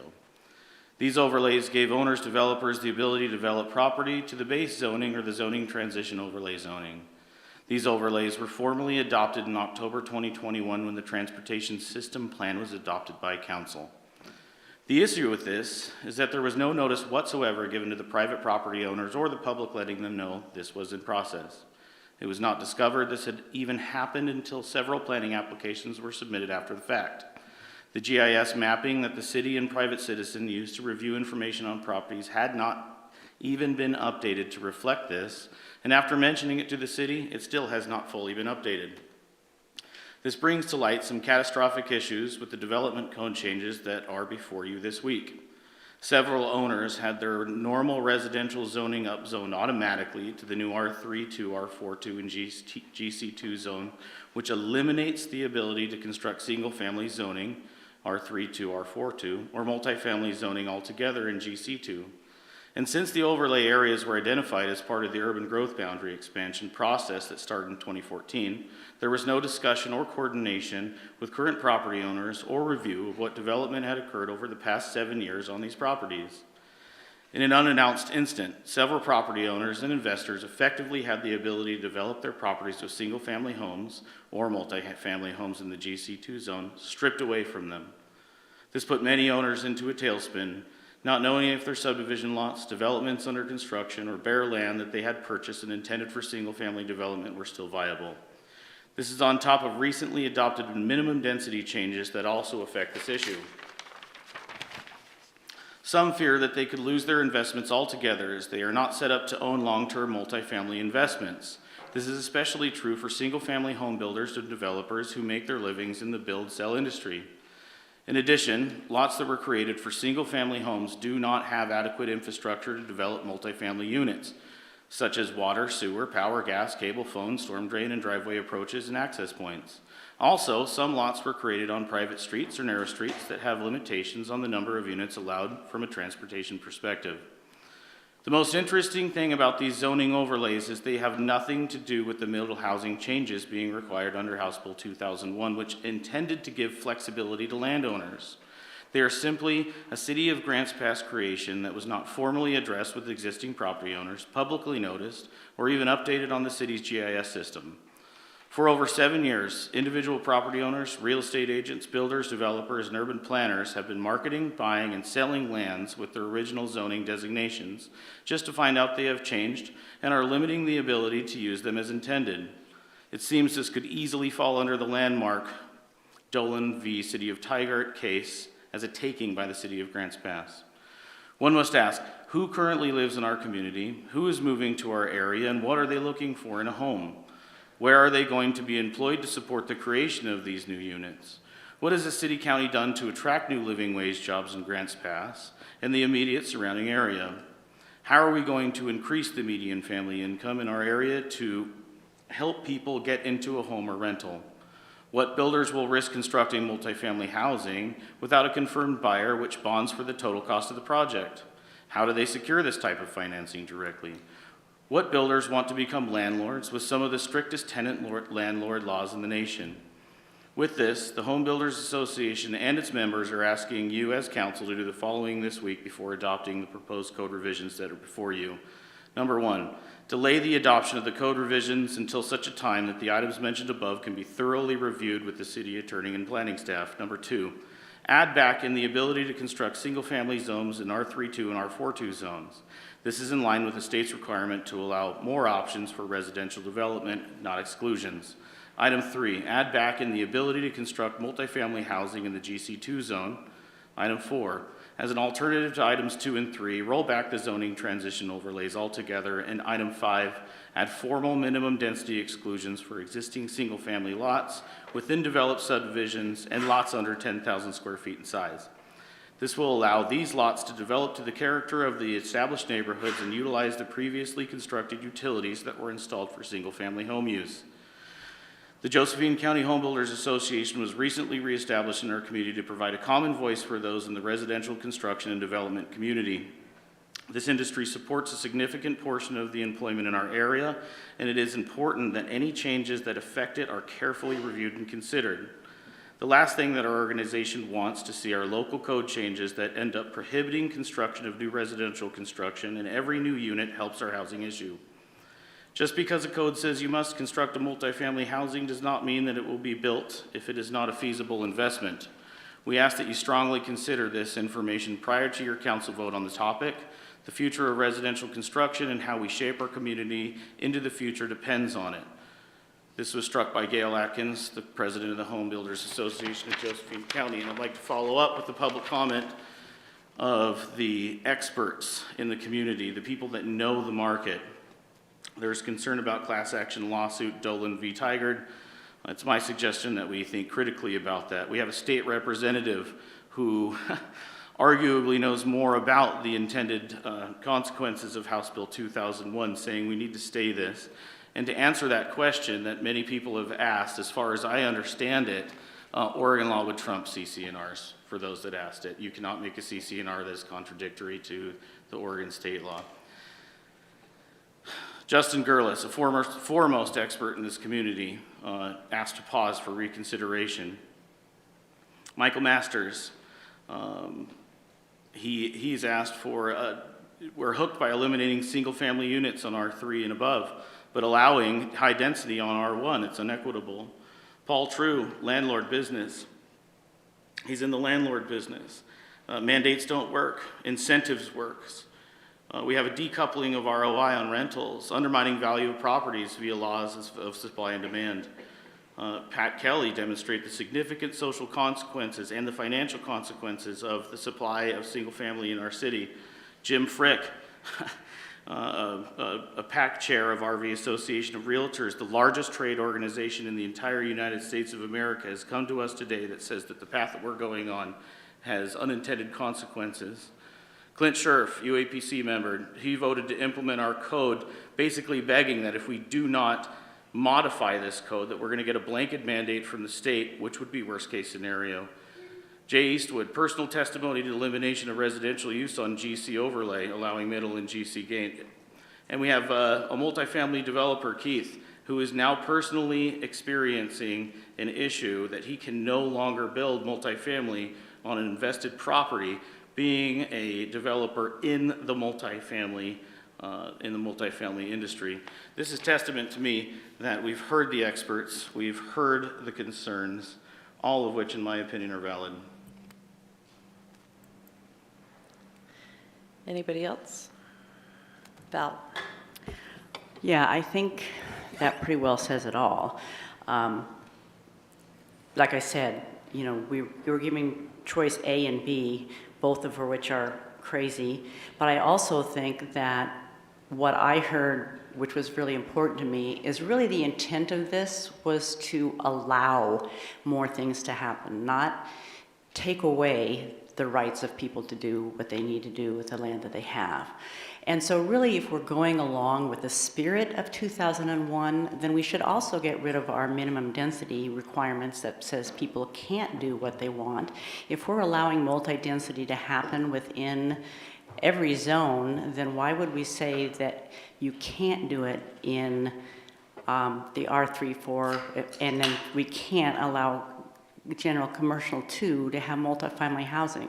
So to me, it seems like we need to take any negative can't do away and turn ourselves into a city that is offering incentives as opposed to mandates. So with that said, my proposal would be to put a pause on this right now and come back to the table with I don't know if a freeze or to the overlay. I have some very serious questions as to whether there was noticing. I know that the city was looking into that. I think we're opening ourselves wide open for another class action lawsuit, which the last one, the one that we're currently in, has been a disaster for our community. So I think we need to take a pause and turn around the direction that we as a city are taking in terms of mandating growth and work with the local builders and realtors to see what we can do to promote and incentivize buildings. So I'm not sure exactly how to make a motion to such, because it's kind of, I don't really know where to begin. But those are my thoughts, is that that's where we need to move. We need to change our direction and go more towards incentivizing and allowing single family and wherever it may go, because that is the overall, and making work what works, and then working on getting parking and looking at our neighborhoods and working with what works with what we have. So you have not made a motion, is that? Okay. Okay. Brian? I'll make a motion. I move to remand to UAPC for additional public hearings as stated on the slide. Is there a second? Can't see Rob. Motion dies for lack of second. All right. DJ? Yeah, I couldn't support that motion in its entirety because I think it's lacking a really key piece here. Yes, we should be asking the UAPC to further deliberate, give it more time, but the council as the policy board also needs to have the opportunity to take those deliberations. So I would like to move to remand to UAPC for additional public hearings with the opportunity for council at a date certain, given UAPC's schedule, to deliberate on their findings as well as a testimony heard tonight. I'm confused by what you mean for the council to deliberate again. Yeah, having it, just to clarify, having it go to UAPC is not good enough. given that they are experts and they will be able to advise us accordingly, it needs to come to council for specific deliberation prior to a movement to approve this House Bill 2001. Would it not just loop back around again, back to us after going to UAPC? Sounds like my motion was clarified. I think you're right. I think ultimately there's an extra step associated with the current motion, and that would be after it's recommended by the Urban Area Planning Commission that before council takes final action, there's an interim step and council reviews it before it comes to another public hearing. So you'd have a meeting to discuss it. You'd have the public hearing and you'd have a middle step. Yes, that was your intent? Yeah, that clarifies. Okay, is there a second? Rick with the second. Discussion on the motion. Val? Yeah, the part that I'm missing is that the question about the overlay, the question about the density, I personally don't, I mean, I realize that this is something that needs a lot more discussion, and if going back to UAPC helps with that, I get it, but the discussion is bigger than that, because we're also talking about, I feel, what I'm hearing from the developers is that we have the overlay and also even the density issue that needs to be re-examined at a workshop at least, so that something can come of that. And I don't know if you can add that into the motion, but I would like to see something like that added into the motion so that we are addressing those issues as well. So if I could respond to that, that would be the implied intention of that, as I mentioned in the motion, to bring to light the current testimony we heard this evening. Did you have a comment, Joel? So the other thing that when it goes back there, that the public comment we had today, for example, and I'm not a housing expert by any means, but GC2 eliminating multi-family housing, there must be some reason that was put in there, but I have no idea what that was. But anyway, so that goes back to the committee in terms of that, because we have some community members that are serving a very valuable function. The grandfather clause, I heard that discussed as a topic, and I don't know what the resolution of that is, but we need to discuss that. The smaller lot size, the 214 overlay, and then the 5 points that we got in the letter, at a minimum, address those subjects. It doesn't mean that they're all going to be changed or whatever, but there should be some kind of rationale for why or why not. So I think to accomplish what you're looking for and provide flexibility to have certain discussions on the subcategories, that the motion should be and could be recommended that you remand UAPC for additional public hearings, and you don't date certain. It's closed. This public hearing is closed and we're done. Therefore, you're now going to ultimately start fresh with a new public hearing to address this issue. But in the meantime, you may want to, under agenda review, have a workshop to address some of the issues, further define what actions or direction you may want to provide for the UAPC when it comes to taking a look at this code. So that provides flexibility for you to discuss some of those items. It closes this public hearing. You start fresh with a new one. Sure, I think that's a good recommendation. I think you're striking to the core of the motion there. The mechanism by which we deliberate, whether workshop or otherwise, we'll leave that up to council leadership to determine. Joel? I just had a procedure question. So if this goes past the deadline for the model code, then the model code goes into effect legally. Yeah. And then do we still have the authority to implement our own code after that goes into effect? Yes, but we will be operating under the model code until such time that we have our own code. Okay. Did you have a question, Val? Yeah, I did. I just wanted to make sure that I understand where we're going. So we are closing this public hearing on this right now. The motion right now is to remand back to the UAPC the middle housing code and have them work on that. Meanwhile, we'll have a workshop, and in that workshop we will address the overlay the zoning and all those other issues that were brought forward, the grandfathering, so that we could all become more educated on what that means. And that's the motion that's on the floor right now. Well, I'm not sure if that was fully the motion that's on the floor, but that will be That's- what's happening. That's the action that we're moving forward with. Because the only thing we're motioning right now. Karen, could you repeat, do you have the Yeah. motion that's currently on the floor? Because you may need to have this motion fail Okay. and start fresh. Okay, that's what I want to know. There was lots of deliberation on that one. So basically what I have is to remand UAPC for additional public hearing and then to council for deliberations. There was a lot of other words in So there too. I think but that's it's clean basic. enough. We've got direction, and I think that's clean for you to have a call for a vote on that motion if the mayor so desires. And if I may ask, then we still have a waiting period of implementing this code. Yeah, the trigger is July 1st, but in order to change the code to have it apply, we still have to wait the 30-day period, et cetera, until it's implemented. For the state code? Yes. The state code goes into effect immediately It goes on into July effect 1st. immediately. Okay, that was a misunderstanding, but regardless, I'd like to keep my motion on the table. I'd like to get this as close to right as possible the first time we propose something that's more amenable to the community. Kurt? So from all the discussion here, I would say thanks for everybody for showing up, and come again, please.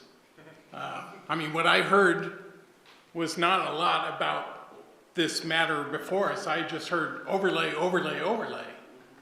And I'm curious, did we have a UAPC in 2014? Did they review the overlay? I mean, I'd like to see what happened back then. I'd like to see those minutes. They did, and we can certainly provide that. Okay, because I mean, I see we're stuck with this, and great, we could throw it back to them, but from what I got out of the minutes, they don't want it. You know, and they've modified the code here, and they approved it, and we're gonna have to do something, and we can fix it later. And I don't think we can anticipate everything that's in that code, what issues. I mean, I appreciate the people telling us the issues we have now, and we do need to look at those, but maybe we just need to go ahead and push through the UAPC amended portion and then fix it as we find deficiencies in it, because we're going to be fixing it anyway. Valerie? Yeah, I just want some clarification here, just a second. So the middle housing code right now only impacts what all the stuff that came down. It doesn't have anything to do with the overlay or the GC and all that, right? So that will have to be therefore at a workshop and have to be amended in a different way than what necessarily the UAPC does. So that could just go back to a workshop and then come directly back to council without having to go through that process. Am I correct with that assumption? I think that your first part is correct. I mean, in terms of the planning commission dealing with the zoning transition overlay piece, I mean, at the end of the day, it's still going to be probably a text amendment, which means Right. a public hearing for both you and And the USBC, okay. But but in a sense, they're kind of separated out, and I just want to make sure that they are separated, that the middle housing code is just the middle housing code that we saw and that you talked about. The zoning is a different thing, and that will come through differently. Yes. Separately. Yes. Okay. Thank you. Further discussion? All right, Karen, can you please read again what you have? So remand this matter to the Urban Area Planning Commission for additional public hearing and then to council for further deliberation. All right, that's the motion on the table. So DJ, you made the motion. How do you vote? Yes. Rob? Yes. Rick? Yes. Brian? Yes. Joel? Yes. Val? Yes. Kurt? Reluctantly, yes. All right, motion passes 7-0.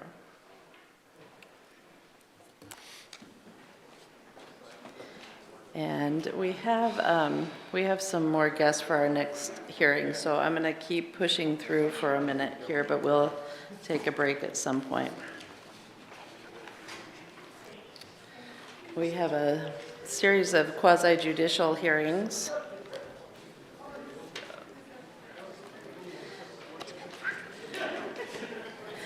So at this time, I will open the public hearing to consider items B, C, D, E, F, and G on our agenda tonight. We will begin each hearing with a staff report, followed by potentially by presentations from the applicant, statements by persons in favor of the application, statements by persons in opposition to the application, and an opportunity for additional comments by the applicant and staff. After that has occurred, the public comment portion will be closed and the matter will be discussed and acted upon by the council. So first up, we have a public hearing to consider an ordinance designating the Cornell House at 121 Northeast B Street as a historical local landmark. And is there anyone, on all of these items, I guess, is there anyone present who wishes to challenge the authority of the council to hear these matters? And do any councilors wish to abstain from participating in these hearings or declare a potential conflict of interest? Are there any councilors who wish to disclose discussions, contacts, or other ex parte information they have received prior to this meeting regarding the application? All right. In this hearing, the decision of the council will be based upon specific criteria which are set forth in the Development Code. All testimony which apply in this case are noted in the staff report. If you'd like to receive a copy of the report, please write that on a note to the city manager, and one will be provided. It's important to remember if you fail to raise an issue with enough detail to afford the council and the parties an opportunity to respond to the issue, you will not be able to appeal to the Land Use Board of Appeals based on that issue. And the hearing will now proceed with a report from staff. Hey there, Brad. Thank you, Mayor. Members of the council, public. So I'm going to spend a little bit more time on this first one because the next three items on your agenda, while they are distinct and they deal with different properties, the essence of them and the findings are virtually identical. But because they are individual properties and it is quasi-judicial, we do need to go through each one. But I'll spend a little more time on this one and probably go quicker on the last two. So this first one, these are all local landmark applications to recommend to the City Council by the Historical Building and Sites Commission that you add 3 new properties as local landmarks to our code. And this first one is the Cornell House. And this is a site that's at 121 Northwest B Street, and it's just kind of kitty corner from City Hall, right across from the courthouse. Here's a photo of it, and the Planning Commission, or the Historical Building and Sites Commission, finds that it's a mission revival style, and it's from the 1920s period. Reflects that style. It relates to the mission revival philosophy. It is registered as an historic site, state historic site, and it's also on the National Register. So here's the criterion that we have for each one. The criterion are the same. Designating the district or landmark serves the purpose of this section. Number 2, that the boundaries of a district are adequate and suitable for designation. None of these really apply to that. We're not changing the historic district with any of these 3 applications. They're just adding the structure that's on these 3 properties to the city's local landmark list. Number 3 is consideration of the positive and negative effects of the designation on residents, businesses, property owners. And in this particular case, it's located just outside the downtown historic district. And the commission finds that adding the Cornell House to the list will maintain the property value and enhance the neighborhood. And, the criterion 4 is considering the historic character, value, context, and integrity of the landmark. as was mentioned, this Cornell house is on the National Register, was added in October 2002, and that is a more strict process, much more thorough, robust application to begin on the National Register, and because of that, mostly the Commission finds that it should be also added to as a local landmark, and it meets those. There's no cost implication. The HBSC, I'm sorry, it should say City Council action. The call to action would be July 5th would be the state 120-day rule would expire on July 5th. And the planning or the Historical Building Sites Commission recommends that the council add the Cornell house to your list. Thanks, Brad. Are there any questions? Joel? I don't have any questions. I don't have any questions. I was going to make a motion. Oh, it's a public hearing, but any questions at this time? Kurt? I'll just ask the obvious question. If it's on the National Historic Registry, why doesn't that automatically make it on our historic registry? Yeah, it's a good point. And actually HBSC has had that exact discussion, and they're in the process of recommending to the City Council a change to the code that would allow for that, so that it would be more of an automatic thing. But right now it's not automatic. I'd say yes to it right now. They're two separate lists. We're just burning time. I'm sure you want to hear from the public that might be opposed to this. DJ, then Rick. Sure, and then just a brief follow-up question. There's 20 years between a national registry and then us, approving that, right? And if I understand, the process is such that the HBSC deliberates and puts it on their action items and then recommend to us. Does that basically answer to that 20-year lapse between National Registry and our acceptance of it? No, I don't think there's any relationship there. I mean, the 20-year period, I don't think is because HBSCs, they haven't been deliberating throughout that time. I think it just never really rose up on their agenda to Sure. discuss. That's reasonable, thank you. Yeah. Rick? Brad, I have a trivia question. Do you know what the structure is being used for now? Is it a house or office or? I think it's office. Okay, Yeah. thank you. Any other questions? All right, thank you, Brad. Thanks. This is a public hearing. Is there anyone from the public who wanted to speak on this? It was a very short public hearing. I'll turn it back over to the council for deliberation. Joel?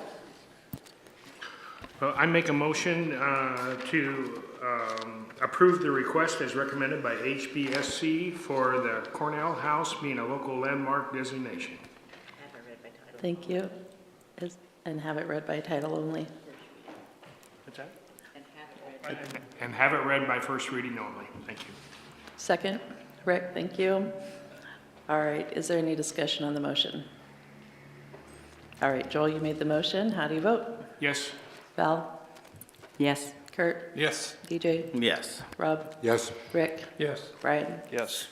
Motion passes 7-0. Karen?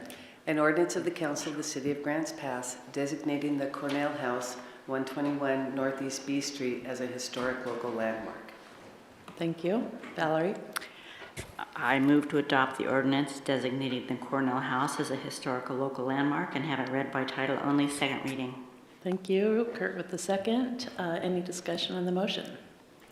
All right, Valerie, how do you vote? Yes. Kurt? Yes. DJ? Yes. Rob? Yes. Rick? Yes. Brian? Yes. Joel? Yes. Thank you. Karen? An ordinance of the Council of the City of Grants Pass designating the Cornell House at 121 Northeast B Street as a historic landmark, local landmark. All right, thank you. We have added one to the landmark list. Brad, are you doing a presentation on the next one? Otherwise, it might be time to head for a drink, I think.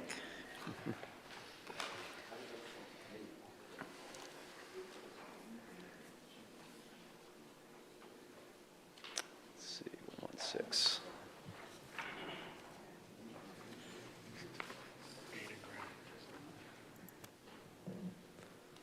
Okay. So the next property is right downtown on H Street, the Wonderbur Lounge and Cafe. The property is not on the National Historic Register. The HBSC discussion focused really on a couple of things. The longevity of this property in the same family with the same use for more than 50 years. It also has, you might recognize this sign, which got some discussion at HBSC as also being a key historic element. The building itself was built in 1900 and was used as a grocery store warehouse, but it's been the Wonderbur Tavern restaurant that it is today, and has been in the same configuration inside since 72, and that sign has been there since the 60s. The current owner is David O'Malley and his wife Caitlin, and they have since May 2020. Before that, it was they've had it since May 2020. Before that, it was their aunt and uncle, and before that, the grandfather. So again, the same 4 findings of fact, the criterion, which are in your packets. So I wasn't going to spend any more time on that. And the recommendation is to approve and add it to the local landmark list. That's from the HBSC. Thank you, Brad. Are there any questions? No?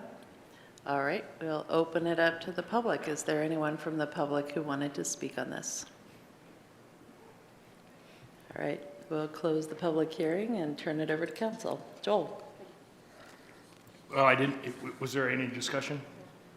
I make a motion to designate the Wonderbur Lounge and Cafe as a local landmark per section 13.400 of the Grants Pass Developmental Code, first reading. Thank you. Kurt? Kurt with the second. Any discussion on the motion?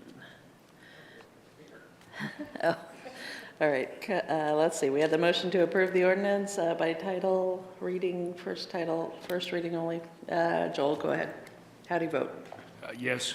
Val? Yes. Kurt? Yes. DJ? Yes. Rob? Yes. Rick? Yes. Brian? Yes. Motion passes 7-0. Karen? An ordinance of the Council of the City of Grants Pass designating the Wonderbur Cafe and Lounge, 116 Southwest 8th Street as a historic local landmark. Thank you. Valerie? I move to adopt the ordinance designating the Wonderbur Lounge and Cafe as a historic local landmark and have it read by title only, second reading. Thank you. Is there a second? Kurt with the second. Any discussion? All right. Valerie, you made the motion. How do you vote? Yes. Kurt? Yes. DJ? Yes. Rob? Yes. Rick? Yes. Brian? Yes. Joel? Yes. Karen? An ordinance of the Council of the City of Grants Pass designating the Wonderbur Cafe and Lounge, 116 Southwest 8th Street as a historic local landmark. Thank you. And we have a third property.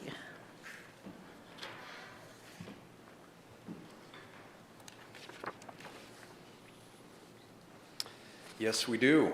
In this one, we have the property owner with us this evening, Ard McConnell. This is at 961 Southeast 8th Street, the Clark-McConnell house. And the subject and summary is the same as the prior two, to designate this as a local landmark per section 13.400. The Clark-McConnell house is there on 8th Street, has frontage on Southeast Rogue View Lane, as well as on the river itself. I'm not going to do it justice to kind of go into this one. There's a multi-page National Register application, which is actually a very interesting read. Happy to send it to the council to read. It gives a lot of interesting history. Again, this one was nominated and accepted to the National Register. The house is original investor was M.D. Clark. Love that last name. Retired banker who with his wife followed his son to the West Coast from Arkansas. And then since 1995, the house has been owned and rehabilitated by Arden McConnell, who was the daughter of a subsequent owner, Helen. And they lived in the house since the 40s and 50s and rented it out. And as I mentioned, it's currently on the National Register of Historic Places. So the Historical Building and Sites Commission found through all 4 criterion are met to add this to our local landmark list. I should mention that the style on this one is the English cottage style, fairly unique in terms of Grants Pass construction. Here is your potential action on that item. Thank you, Brad. Are there any questions? No? All right. Is there anyone from the public who wanted to speak on this? You sat here and you didn't even want to speak? All right. Well, we will close the public hearing and turn it back to council. Rick? I'd like to make a motion to adopt and designate the Clark-McConnell House as a local landmark. First reading. Thank you. Joel with the second. Any discussion on the motion? No? All right, Rick, you made the motion to add it to the list. How do you vote? Yes. Brian? Yes. Joel? Yes. Val? Yes. Kurt? Yes. DJ? Yes. Rob? Yes. Motion passes 7-0. Karen? An ordinance of the Council of the City of Grants Pass designating the Clark-McConnell House, 961 Southeast 8th Street, as a historic local landmark. Thank you. Val? I move to adopt the ordinance designating the Clark-McConnell House as a historical local landmark and have it read by title only, second reading. Kurt with the second. Any discussion on the motion? All right, Val, you made the motion. How do you vote? Yes. Kurt? Yes. DJ? Yes. Rob? Yes. Rick? Yes. Brian? Yes. Joel? Yes. Motion passes 7-0. Karen? An ordinance of the Council of the City of Grants Pass designating the Clark-McConnell House, 961 Southeast 8th Street, as a historic local landmark.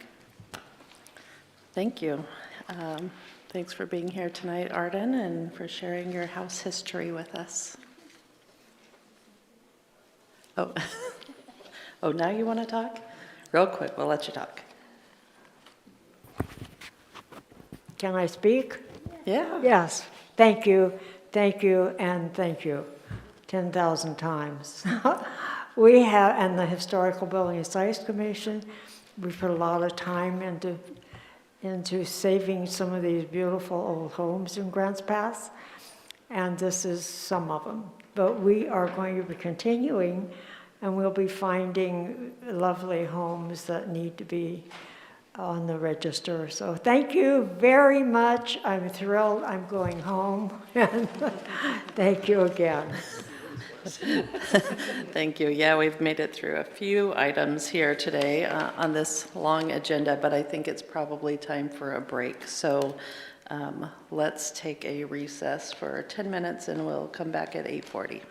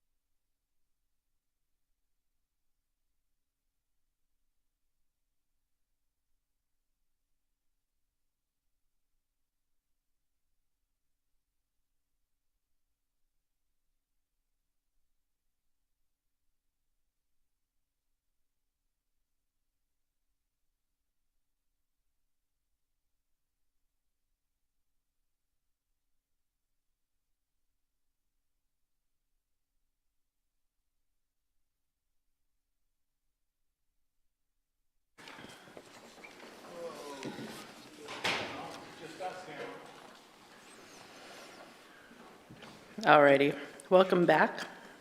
We have another quasi-judicial hearing to consider an ordinance vacating a street plug located on Williamsburg Drive.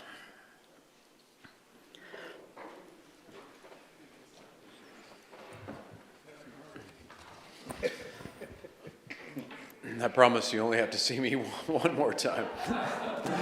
You're doing great. So this is an interesting one, which you probably won't be seeing too much more of because the county surveyor has said we really shouldn't be doing these street plug vacations anymore.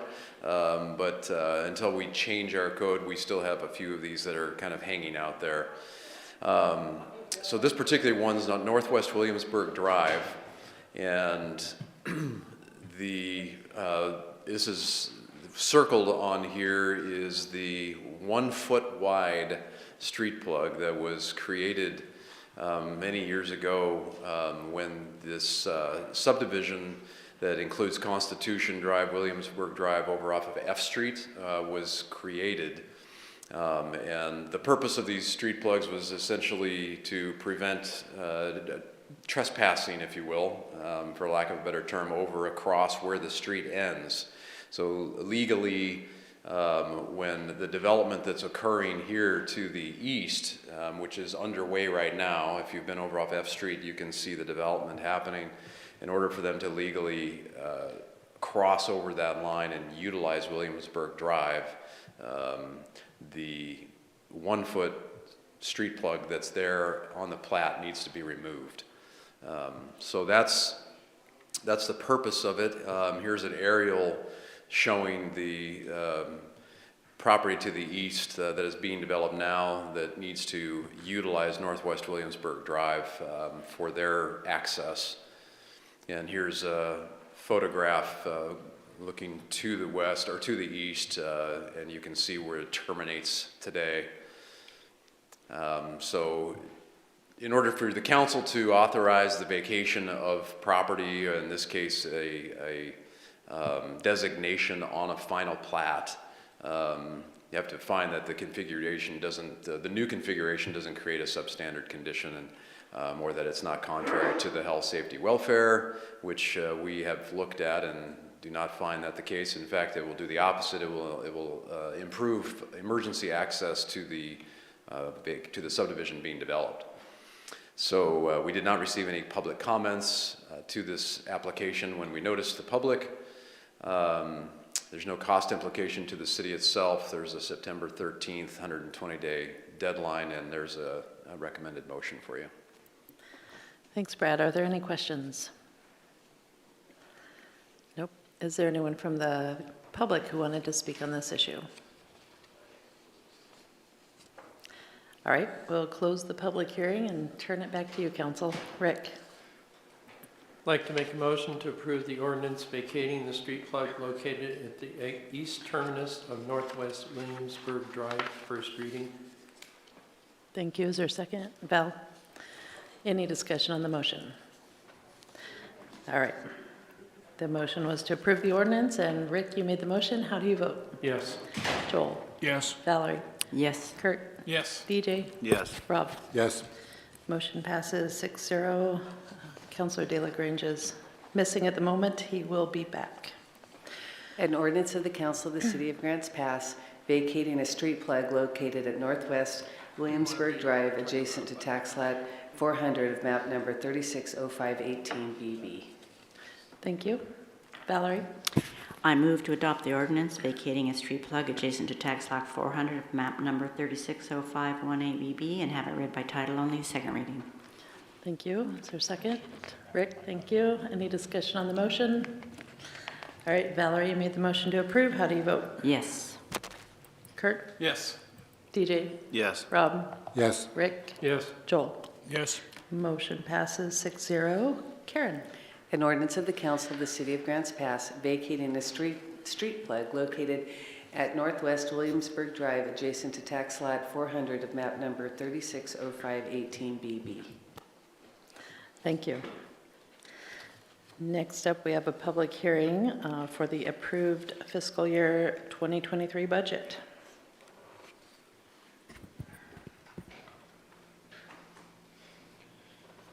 Good evening, Mayor, Council, members of the public. Today we're having a public hearing for the adoption of the fiscal year 23 budget and the use of state revenue sharing and the amounts included in the budget. And we'll go over those. This is part of the process required for ultimately adopting the budget and allowing for a public process for communication to you. The goal is to support leadership by maintaining the city's fiscal health while appropriating financial resources. So I'm going to go over the budget process just briefly. State revenue sharing will also be included along with the budget summary and then call to action. So after I'm done with we're done with the public hearing process, I'll be coming back up later on in the meeting to go over these 3 items: a resolution declaring the city's election to receive state shared revenues, a resolution levying taxes and categorizing taxes for fiscal year 23, and then a resolution adopting the budget and making appropriations. Those 3 items would be required for us to close out the budget process. So the purpose of local budget law is to establish standard procedures. It's something that's done throughout the whole state of Oregon, outline programs and fiscal policies. It requires estimates of resources and expenditures and encourages citizen involvement. Through each time we do hold as a budget committee meeting, you provide for public comment, and it controls the expenditures of public funds. A budget is a financial plan. It's really a roadmap, and it really helps define what we're doing and how we're getting there. It's for 1 fiscal year here at the city from July 1 to June 30th. It's based on estimates of revenues and of expenditures and requirements. And the budget is a basis for appropriations, which creates the authority to spend public dollars.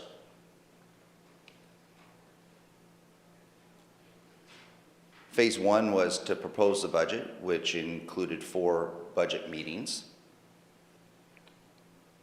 Phase 2 was to approve the budget, which occurred May 17th at the Budget Committee.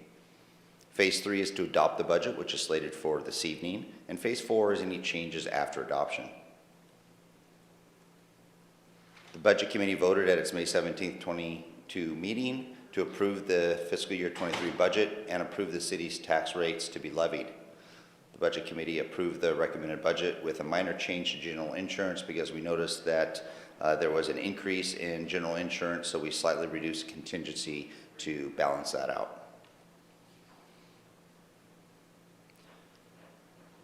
The committee approved budget was published according to Oregon budget law on June 7th, 2022 in the Grants Pass Daily Courier. The process for making any further budget changes at the council is at the council level now, if any, and can be discussed before actually acting on the resolution at this evening's meeting. After the public hearing is held, several resolutions will need to be acted on later on, as I mentioned earlier. As you are well aware of, the process that guides the budget process is the strategic plan. And council identifies the goals. We develop a work plan. The work plan then helps identify where those resources need to go, and that is what the budget reflects.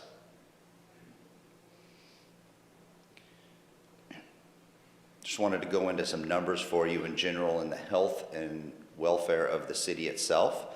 We're very healthy. If the chart behind me here shows the different divisions and departments, and if it's in green, it's within its financial parameters. It's really important for us and for each department and division to have adequate fund balance should there be any kind of unexpected expenditures or any kind of anticipated cyclical variations in revenues and expenditures that can occur.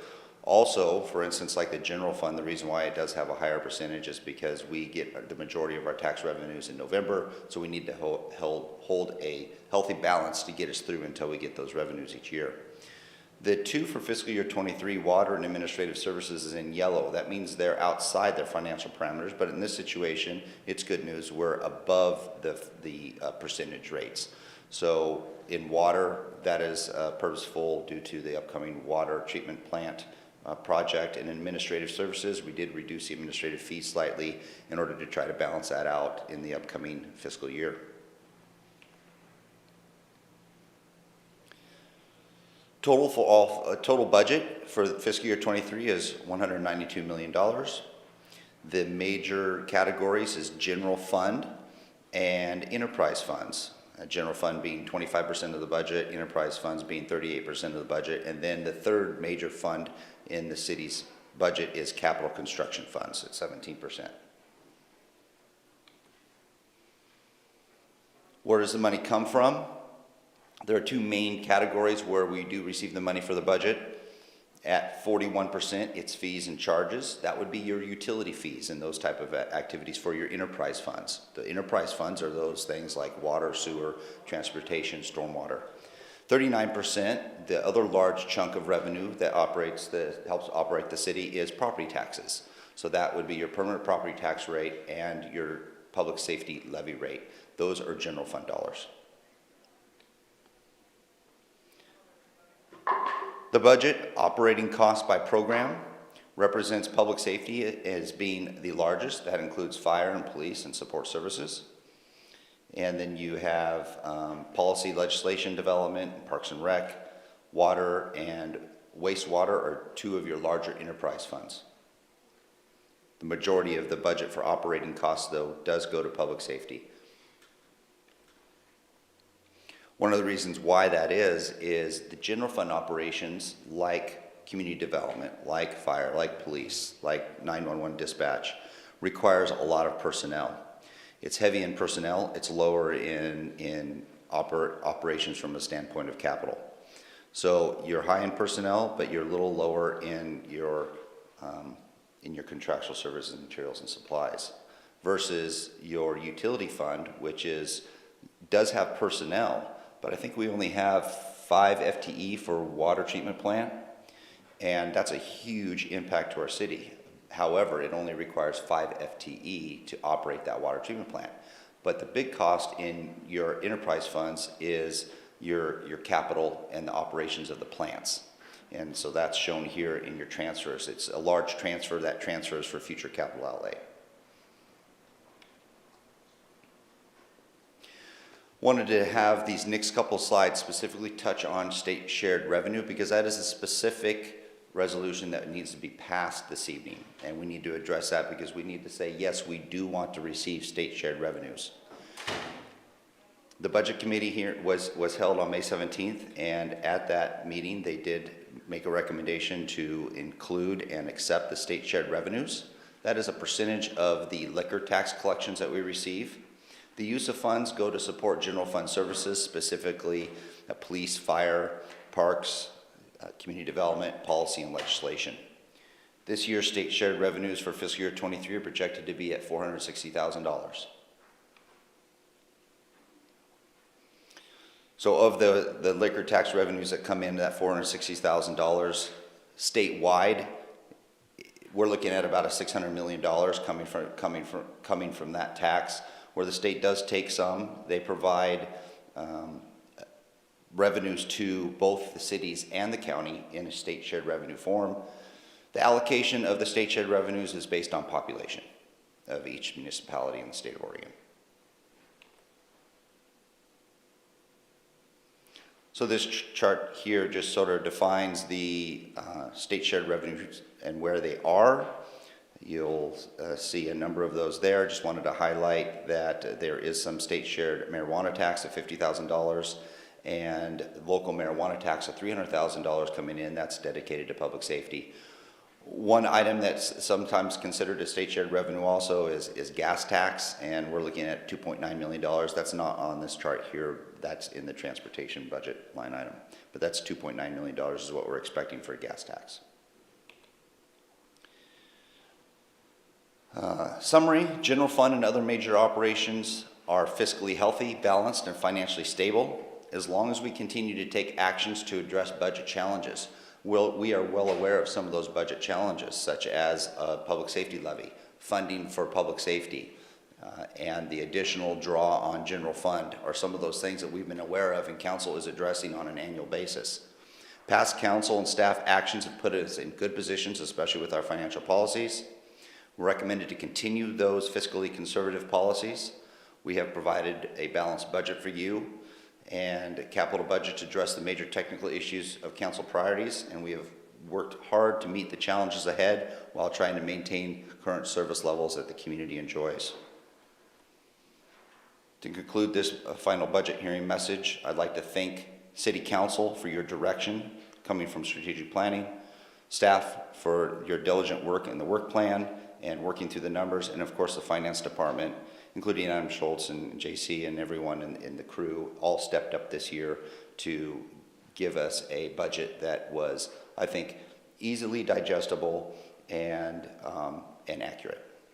And after we're all done here, we will be applying for the 38th Annual Government Finance Officers Association Distinguished Budget Award. And with that, I conclude the presentation. Thank you, Aaron. Rick, you have a motion to make? I'd like to make a motion, we extend our meeting past 9 o'clock. Thank you. Is there a second? Val, thanks. Discussion on the motion. All in favor of extending past 9? All right. We will continue. Questions for Aaron? Brian. Yeah, there was a slide that had state marijuana tax and local marijuana tax. Is that something the city instituted? So the state tax is, the state shared marijuana tax is something the state instituted and we get a portion. The local marijuana tax is our 3% tax on the distributors here in town. Thank you. Other questions? All right. Thank you.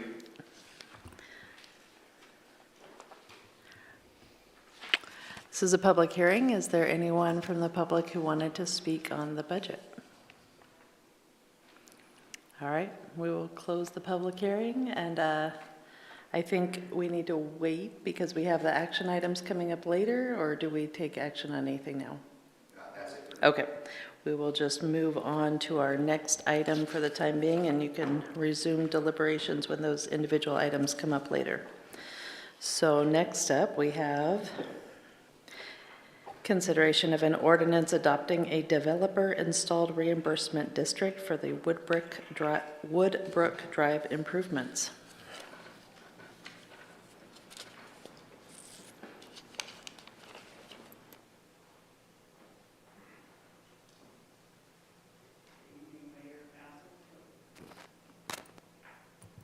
Good evening, Mayor, Council. So this is the Woodbrook Drive Improvements Reimbursement District. This is a developer-installed reimbursement district that installed approximately 129 feet of water line and 262 feet of sewer line. And it corresponds to the council goal of maintain, operate, and expand our infrastructure. This is a map of the reimbursement district boundary and the lines that were installed. Parcel number 4 listed on here is the parcel that was driving this district. So here are the final assessments for the district. You all had heard the first ordinance. It was ordinance 21-5808 that adopted the estimated costs, and these are the final costs that the contractor provided from invoices. You can see the final district cost total was $47,517.86. Those are split out between the water and sewer amounts. The final water assessment for the properties in the district are going to be $7,367.52 per dwelling unit. The final sewer assessments are going to be $3,630.76 per dwelling unit. This is reduced from the estimated costs, which were $63,360 for the district as a total, which is about a 25% reduction. For the property owners, these amounts will become due upon development of the property or connection to city water or sewer. Property owners will pay the per dwelling unit assessment based on development at that time. The interest rate for this reimbursement district will be 2.31% for the first 10 years and 0% thereafter. As far as the imposition of assessments, this is strictly from Ordinance 17-5726, which is 9.40.100 of the Municipal Code. So again, property owners will pay back at the time of application to connect to the installed water line or sewer line, or in the case of new development, by any planning action at the time of issuance of a development permit or the filing of a subdivision plat, whichever would to occur first. And for the cost implication, once the final ordinance is adopted by City Council, the collected funds will be returned to the developer, which is Cliff Woodruff, as the property owners in the Reimbursement District develop or connect to the infrastructure. And staff recommends adoption of the ordinance as presented, but there are alternatives listed if council wants to take additional action. And that's the presentation. Any questions? Thank you, Eric. Are there any questions? No? All right, this is a public hearing. Is there anyone from the public who wanted to speak on this issue? All right, we'll close that public hearing and turn it over to council. Valerie? I move to approve the ordinance adopting a developer-installed reimbursement district CC6487 for the Woodbrook Drive improvements and have it read by title only, first reading. Thank you. Rick with the second. Any discussion on the motion? All right, Val, you made the motion to approve. How do you vote? Yes. Kurt? Yes. DJ? Yes. Rob? Yes. Rick? Yes. Brian? Yes. Joel? Yes. Karen? Motion passes 7-0. Before I read the motion, who made the second? It was Rick. Rick. Thank you. An ordinance of the Council of the City of Grants Pass adopting a developer-installed reimbursement district, CC6487, for the Woodbrook Drive improvements. Thank you. Joel? So I make a motion, second reading, adopting a development installed reimbursement district for the Woodruff Drive improvements. Second from Valerie. Any discussion? Joel, you made the motion. How do you vote? Yes. Valerie? Yes. Kurt? Yes. DJ? Yes. Rob? Yes. Rick? Yes. Brian? Yes. Motion passes 7-0. Karen? An ordinance of the Council of the City of Grants Pass adopting a developer-installed reimbursement district, CC6487, for the Woodbrook Drive improvements. Thank you. All right, we're going to move council action item D up to the top of the pile here. And Aaron, are you? It's Jason. Jason's doing our presentation.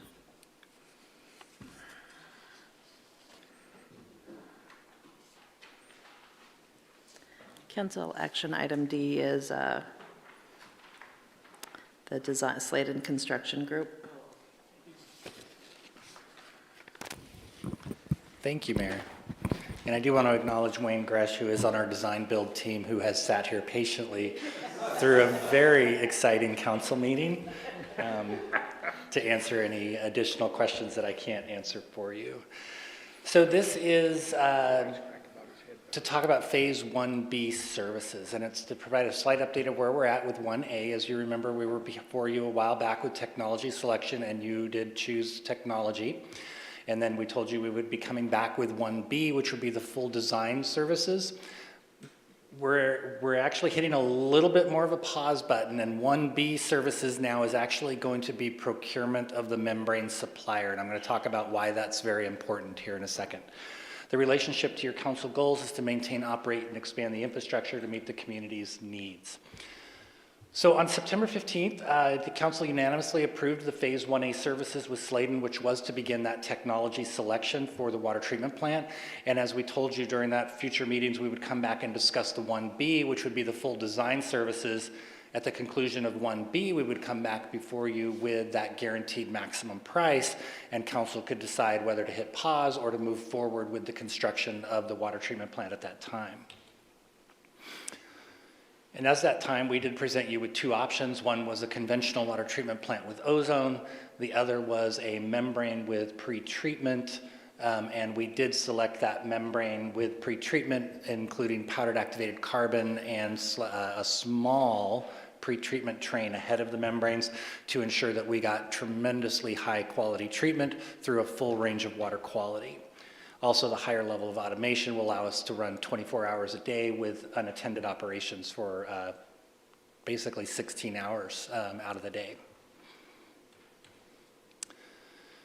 So since that time, we have done, as a design build team, a lot of work, and none of it has been easy. I have worked on a lot of capital projects, and this one has been by far the hardest, just because every decision has such a big impact on the project. And so the team is united on getting the exact right project. We have come up with a very good layout, a new layout that actually fits the site much better, provides for a lot more future compatibility. We have been able to prove through mock-up that we can expand this site now to well over 45 MGD with some change in process, which is awesome. But this is why we need to hit pause here. I am just going to highlight a little bit of area. This is the membrane section. And this has a very large impact on several items, but most of all the building. And the buildings are actually one of our most expensive components of this project. And so we need to get that design correct so that we can right-size the building. We don't want to design, excuse me, we don't want to design for the largest potential membrane footprint because that would be wasting a lot of dollars on buildings that we don't want to spend. So previously we had talked, phase one services are generally the design project. We have broken this up into 2 steps. We're now asking to break that into 3 steps. 1A was that technology selection and the basis of design report. Now we are asking for 1B, which will be that membrane selection. And it's really important because there are so many key decisions that are surrounding that membrane supplier. As we talked about, all of the membrane suppliers build their system slightly different. Some will have much denser footprints and they will take up less square footage. Some will have much larger or they'll require different pumps. And all of those have impacts as we move forward with design. So we are now recommending that we move that forward, get that membrane under contract, that membrane supplier under contract, and we'll talk about when we talk cost implications at the future, so that we are then able to design the rest of the plant around that specific system. Task 1B, as you might have noted in the plan, will also complete the BODR, the basis of design report. That basis of design report is really the Bible that everything is based off of, the entire design of the treatment plant. We are now starting a series of meetings which are held weekly, where we are going over every detail of the basis of design report, which I think is over 300 and some text pages in addition to drawings. It is quite a chore. But the most important part of 1B is that it will select that design, that membrane system supplier. It will also put them under contract to give us complete design documents as well as future agreements for purchase. So considerations that will be made as we move forward with that procurement is absolutely cost. That's really item number 1. Interchangeability. This is something that came up during council discussion, but it is also very important. So can that rack that we install fit one or more manufacturers' membranes? That's very important. Replacement costs. We're going to make all of the membrane suppliers tell us what it's going to cost to replace those membranes at a specific interval and use that as part of our evaluation criteria. What is the expected life of that membrane? Some membrane manufacturers will tell us, well, you'll get 7 or 8 years. Others are telling us you're going to get 10 or 12. Well, maybe they're only 5% more expensive, but we're getting 10% more life. That's definitely worth that additional cost, and that'll be part of that evaluation criteria. System robustness. How many of these systems have been installed? We don't want to end up with Joe's membranes who have been installed in nowhere and be the guinea pig, because as we found out, Adam Smith, your water plant superintendent, worked at the station in Maui, and they used a system that was noted everywhere. If you mention the words, I'm not even going to say them out loud, but this manufacturer's brand of membranes, everybody knows that they were prone to failure, and you spent more time working on them than you did making water with them. We don't want to end up in that position. The membrane supplier experience, how large of systems have they installed? A lot of the systems that are out there are very small. We're building what is considered a reasonably large membrane system. It will be the largest one of Oregon, not the largest by far, but it definitely is on the larger side. And then also the ability to meet the specifications remaining related to the operating procedures or parameters. So how fast is it going to be run? We don't want somebody that's going to say, well, we're going to be able to shrink it up and give you 20% less membranes, but you're going to have to run them 50% harder, which is going to shorten their lives. We want to balance all of those things out. And then also warranty provisions, which are going to be very important. A lot of manufacturers say first year, we replace them, no questions asked, and then that warranty goes down year after year. Well, we want to negotiate the strongest warranty provisions that we can. So the cost for the Amendment 1 to Phase 1A, so this would be 1B services, is $206,867. And what's important to note is these are fees that we would be paying in 1B services and our design services anyway. We're just going to be paying them earlier so that we can get this work done ahead of that, because the design fees are going to change based on what we select here. We do have the call to action date set for today, 6:15. And with that, I would answer any questions that you may have. DJ, go ahead. In selecting the manufacturer of the membranes, is there an expected sort of price guarantee that's associated with selecting them?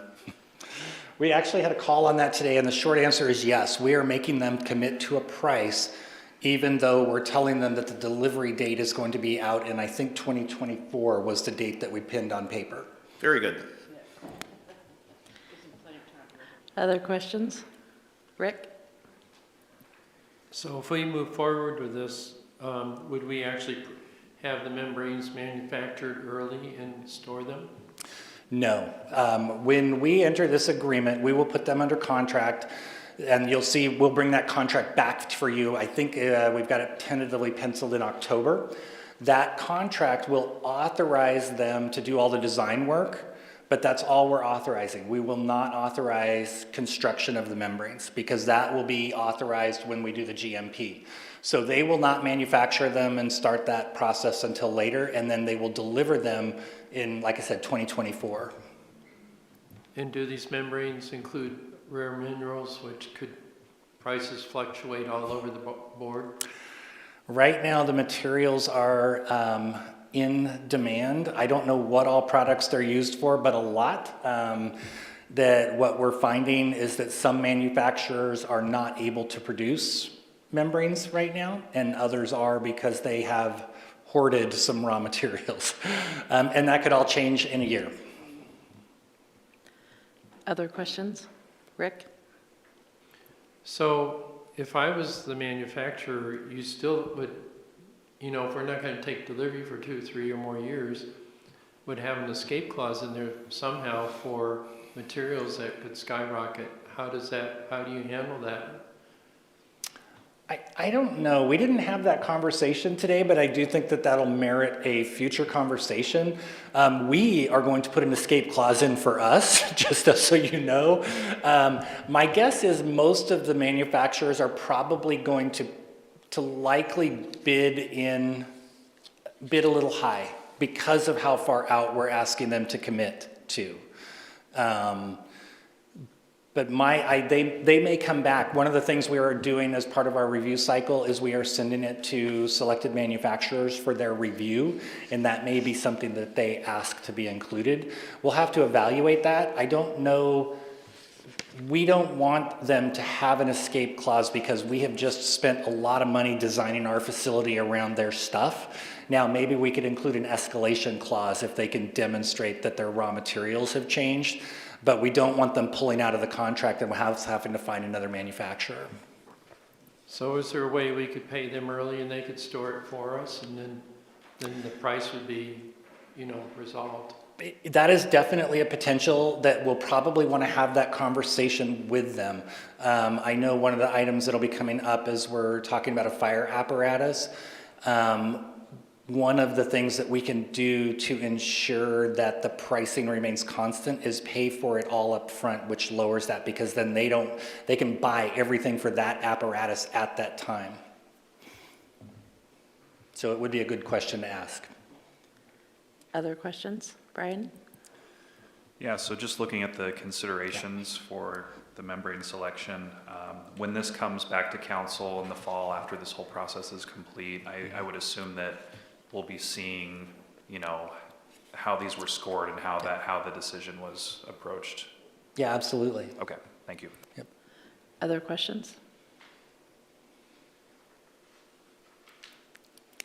Questioned out at the moment. Okay, Thanks, thank you. Jason. Is there anyone from the public who wanted to comment on this? All right, just keep asking. We'll close the public comment. DJ? I move to authorize the city manager to execute Amendment 1 to Phase 1A services for membrane procurement. Second from Kurt. Any discussion on the motion? All right, DJ, you made the motion. How do you vote? Yes. Rob? Yes. Rick? Yes. Brian? Yes. Joel? Yes. Val? Yes. Kurt? Yes. Motion passes 7-0. All right. Thanks for your patience. Feel free to stick around. We have more fun to come. Back. We might be offended.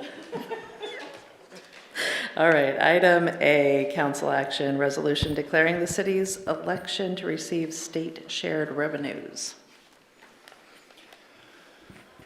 Okay, item 2A, this is a resolution, as the mayor mentioned, election to receive state shared revenues. This is a requirement for the state of Oregon for us to receive these funds. The state shared revenues are, as mentioned, are a percentage of the liquor tax collections. We use the funds for general support services, and we have a fiscal year 23 budget projection of $460,000, and a motion is in front of you. Are there any questions? No questions? Public comment? No. Okay, council. Val? I move to approve the resolution to receive state shared revenues in the next fiscal year. Second from Kurt. Any discussion on the motion? All right, Val, you made the motion to approve. How do you vote? Yes. Kurt? Yes. DJ? Yes. Rob? Yes. Rick? Yes. Brian? Yes. Joel? Yes. Motion passes 7-0. Next. All right, next is your council action 2B, resolution levying and categorizing taxes for fiscal year 23. The two tax rates that you are levying and categorizing is the 4.1335 per thousand of assessed value. This is your permanent property tax rate. And the $1.79 per thousand, which is the general fund public safety local option levy. And a motion is in front of you. Any questions? Any public comment? Back to the council for discussion. Valerie?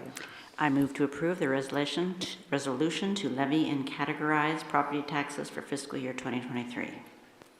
Second from Joel. Any discussion on the motion?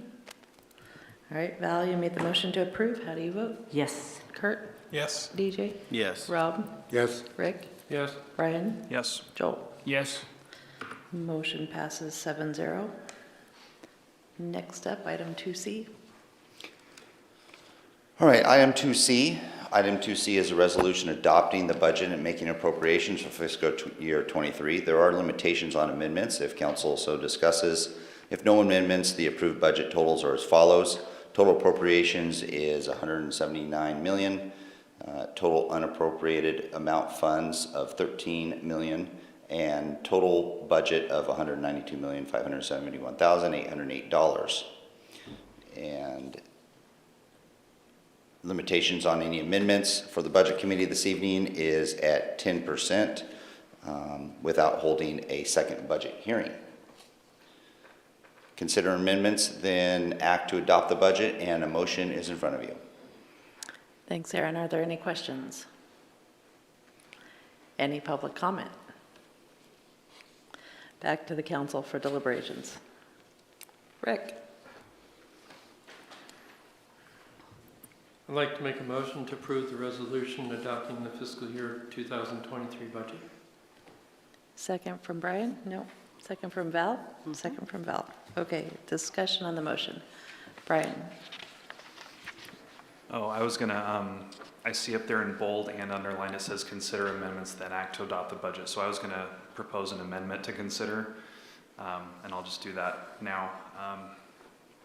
We talked about it during the budget hearings, the addition of the 3 general fund FTE positions and its ongoing drawdown of the general fund. This year, it would take it from 38 to 35%. And that would be ongoing as long as we are funding those positions from general fund. So that's going to cause a problem later. Councilor Roger emailed council today. This is very brief, but she said the cuts we had to make in early 2021 are a real possibility. We have to conduct, again, even without this increase in expenditures.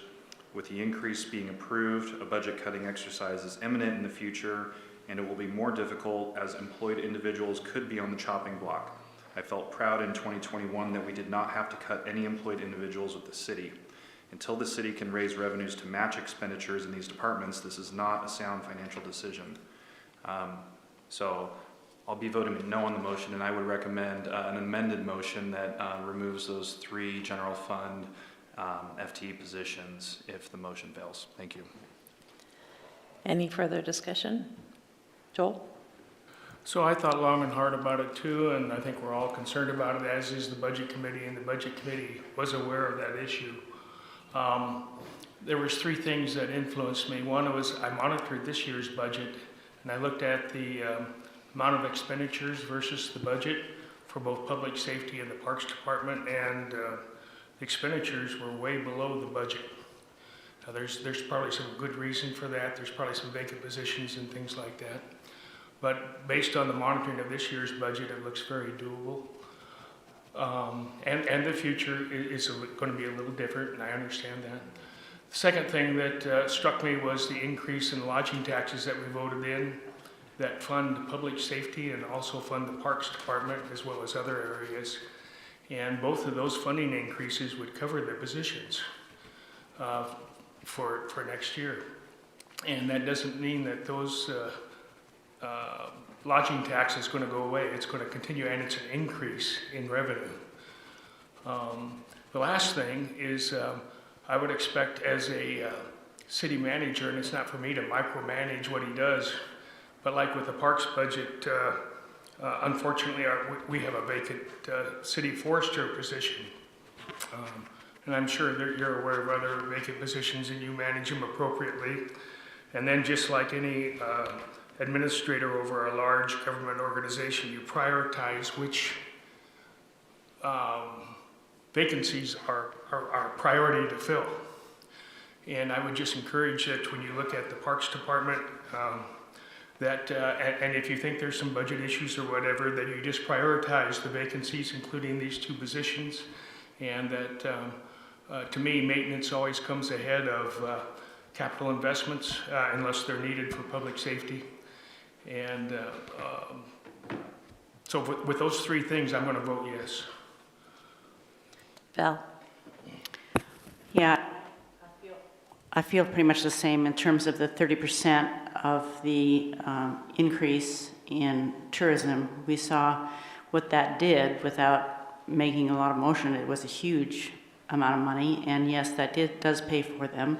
I understand, especially with Brian and Vanessa, the first time around on a budget, it's very difficult to make those cuts, and I do understand that was a very difficult thing to do. I also think it was a very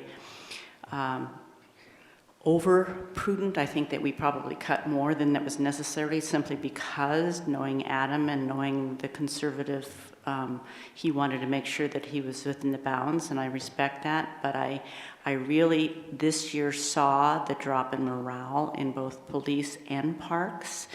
I think as a community we felt it. I think that the support from the community is to put those positions there, because it does make a difference. They've been under a tremendous amount of stress under the circumstances, and I, for the very first time, truly understand what a service level drop can do in a community. So with the increase of the money that came through with the lodging and what I did see in the budget, I am going to agree with the Budget Committee and vote to pass the budget.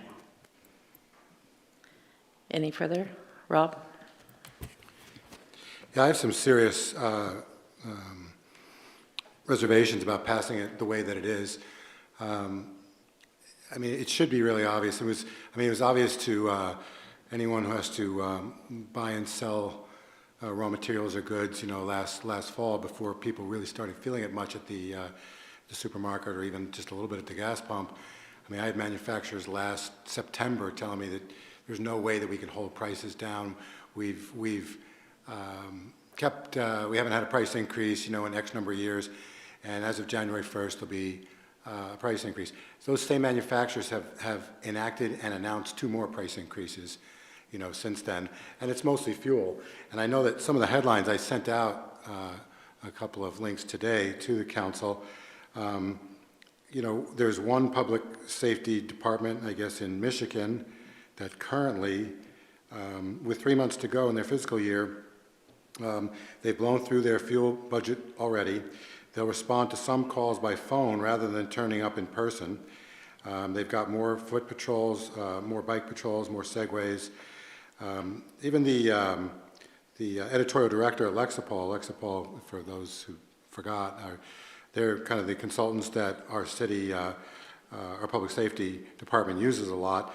I mean, he's also written, the editorial director there is really concerned that public safety agencies almost always need to balance their bottom line. There's a little margin to absorb increased cost in already strained budgets. As fuel prices and expenditures increase, expect to see decreased funds for available salary bonuses, a key tool in current retention crisis, less money for training, especially attending off-site events, and delays in purchasing new products that aren't urgently needed. So, I mean, we only have the tip of the iceberg of what the economy is going to be like this coming year. I mean, it's just, if there's anybody in this room who thinks they have a handle on it, I'm just going to say I don't believe you, because it's just out of control right now. And so what our costs are going to be for fuel, what our costs are going to be just for acquiring supplies for all other departments is completely unknown. The increases, the level of increase. And so I share Vanessa's concern with laying people off in a year. In other words, having some kind of volatile, higher fire kind of roller coaster, because we were so anxious tonight to fill a couple of positions. I'm going to be voting no, just because I just don't know where our costs are going to go in any part of our life. But in this part of our life, we have a fiduciary responsibility to keep things stable for the public, and I don't see any stability in our economy coming up, but we can create some by not filling those positions. Any further discussion? All right, so Rick, you made the motion to approve the resolution adopting the fiscal year 2023 budget. And how do you vote? Yes. Brian? No. Joel? Yes. Val? Yes. Kurt? Yes. DJ? Yes. And Rob? No. Motion passes 5-2. All right.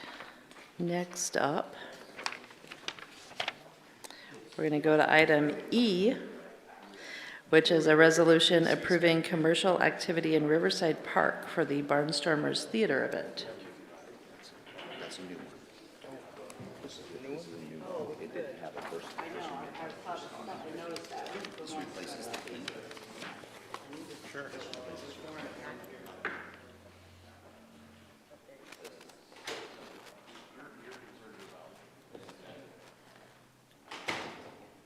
Okay, he's gone. It's just us now.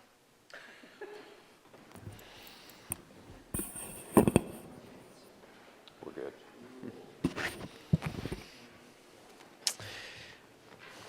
Okay, so you've seen a couple of these. We're in that summer season now where people are wanting to use the parks, and this request is similar to the one you've seen the last 2 meetings as far as using one of our parks, in this case Riverside Park, for commercial activity. This one comes from Barnstormers Theatre.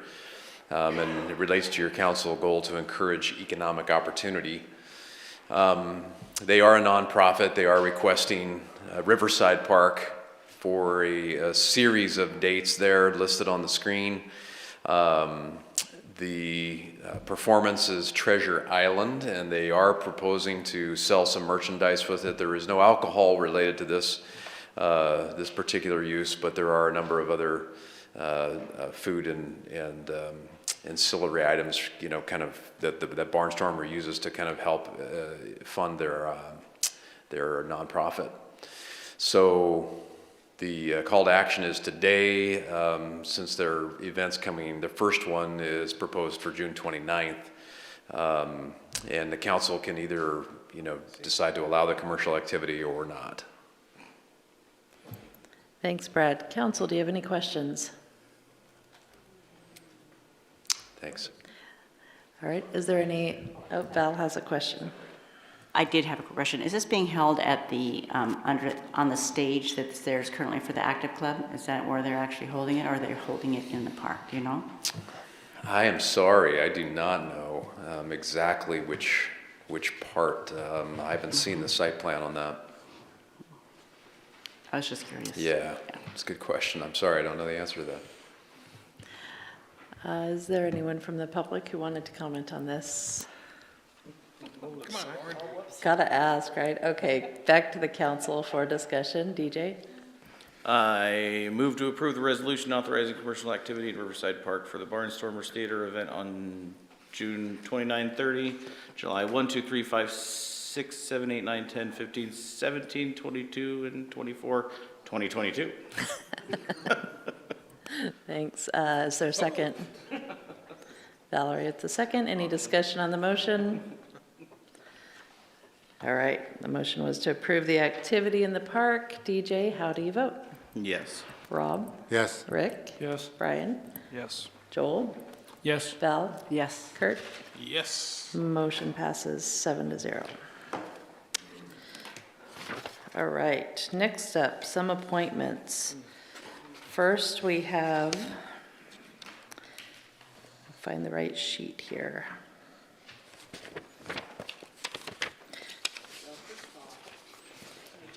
Do I? HBSC, because there's only one person there. Yeah, Because I think the first one is the HBSC, which is okay. just only one person, so I'm going to make a motion to Go for it. reappoint Ward Warren to the Historical Buildings and Site Commission. Is there a second? Joel, thank you. Any discussion on the motion? All right. I think I have one item just to bring up. I don't believe HBSC has actually been able to make a formal motion on that recommendation. They didn't. So originally, they were scheduled to have their meeting on June 9, and then it was moved to tomorrow. And I didn't know that when I put this in the packet, so I just found out about that today, actually. But it's still your purview to recommend. Okay, so the committee has not made a recommendation. They didn't have that opportunity, but we have a motion to consider reappointing Ward Warren. Any further discussion? All right, Val, you made the motion. How do you vote? Yes. Kurt? Yes. DJ? Yes. Rob? Yes. Rick? Yes. Brian? Yes. Joel? Yes. Motion passes 7-0. All right, next up, 2 members to the Parks Advisory Committee, and I think we just had an update for some reason, so you want, more people, I see. Some people were missing on the pink sheet, so use the white sheet. There are 2 openings on this committee, and we have, says 3 candidates at the top, but there's actually 5 candidates who have applied. The committee recommends, well, the 5 candidates I'll say are Jan Battersby, who's reapplying she's an existing committee member, Ken Garrison, Ann Gross, Rebecca Nugent, and Amy Sidlecki. And the committee has recommended Jan Battersby due to her 12-plus years of experience on the committee and knowledge of our park system. They also recommend Rebecca Nugent due to her added value as a longtime park user and parent. And if you all could please mark your top 2, pass the white sheet down this way. Thank you.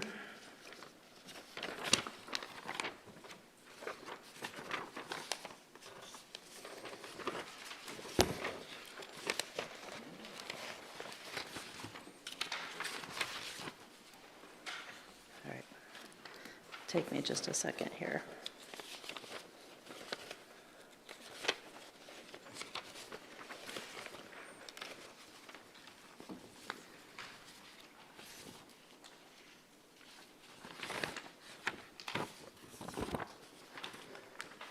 Okay, we had 7 nods for Jan Battersby, and then 4 for Rebecca Nugent. Those are coming from Valerie, Kurt, DJ, and that's probably Rick. He always, if there's a challenge for me on those, it's Rick. Then we have 3 for 3 nods for Ken Garrison, coming from Rob, Brian, and Joel. So with that, I will, no, Ken Garrison 3, and 3 and 4 for Rebecca Nugent. So, council, I'll turn it over to you. Valerie.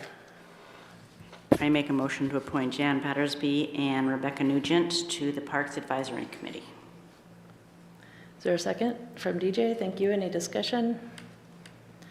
All right, the motion was to appoint Jan Battersby and Rebecca Nugent. Valerie, how do you vote? Yes. Kurt? Yes. DJ? Yes. Rob? Yes. Rick? Yes. Brian? Yes. Joel? Yes. Motion passes 7-0. All right, let me clear some paperwork out of my way here. Okay, next up, we have 2 openings on the Bikeways and Walkways Committee. We have 5 candidates who have applied. They are Deborah Acosta, Bob Lang, who is currently on the committee, John McCafferty, Craig Rodemeyer, who's also on the committee, and Brent Shannon. So the committee recommends reappointing Bob Lang and Craig Rodemeyer because they have done such a great job and were dedicated to the bike and pedestrian system within the county. And you guys got a step ahead of me here, so let me tally these up real quick.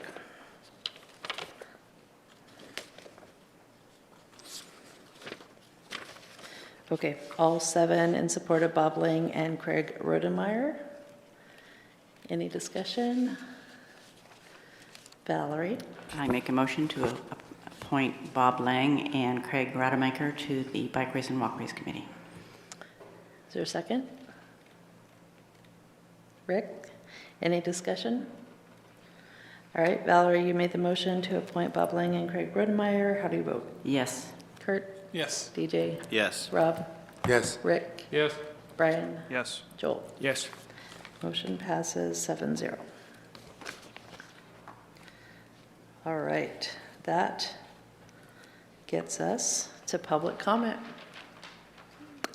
Come on, Lauren, what do you got to say? And you know what? I'm just not going to read that. It's admonishment because there's nobody here to comment. We have worn them down. 5, consent agenda. I believe that's an item on the consent agenda. Brian has a question about the kind of cream colored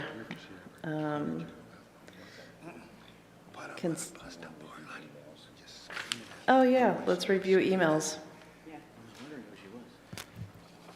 There was just one requesting council to reconsider developing a low barrier urban campground.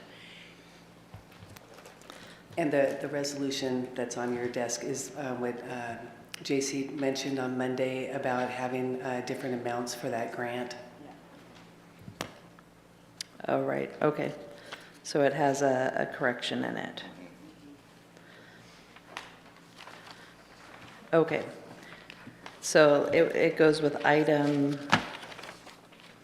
let's just real quick mention what the change is here. That is the item H. And do you know, JC, what the change is? Yeah, there's $23,000 worth of about 9 additional radios. It's a 3-year grant, and so we have 9 radios that are due for replacement in about 18 months, so these qualify, as well as another $5,000 training for police officers in congruence with alert training. Does that satisfy any questions about that item?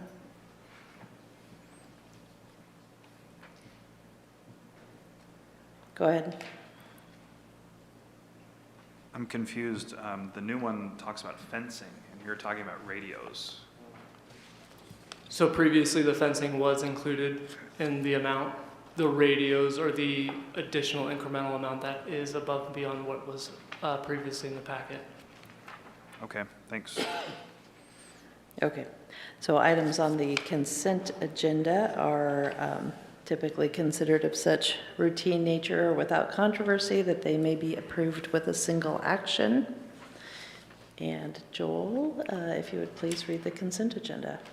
Okay, with that, A, resolution affirming an inter-fund loan to the Bancroft Fund from the Solid Waste Capital Projects Fund for interim financing. B, resolution authorizing the Josephine County Assessor to place delinquent sewer charges for the City of Grants Pass on the tax rolls for collection. C, resolution authorizing the Josephine County Treasurer to include city property tax receipts in their investment program.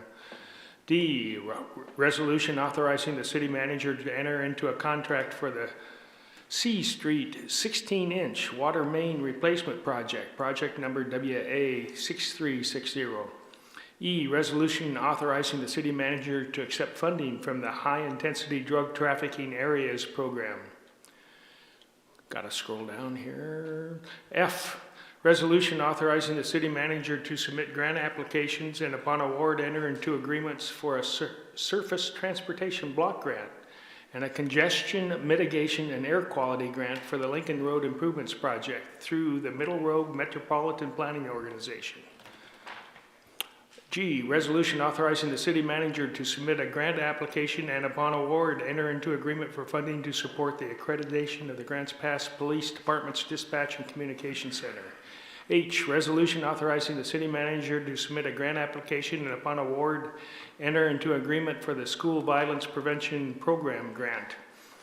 I, resolution amending the Housing Advisory Committee's membership. J, resolution authorizing the city manager to submit a grant application and upon award enter into an agreement for safe routes to school grant for Parkside Elementary School.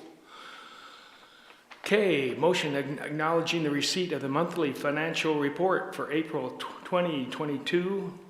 And I, motion approving the minutes of the city council meeting of June 1st, 2022. And with that, I make a motion to approve the consent agenda.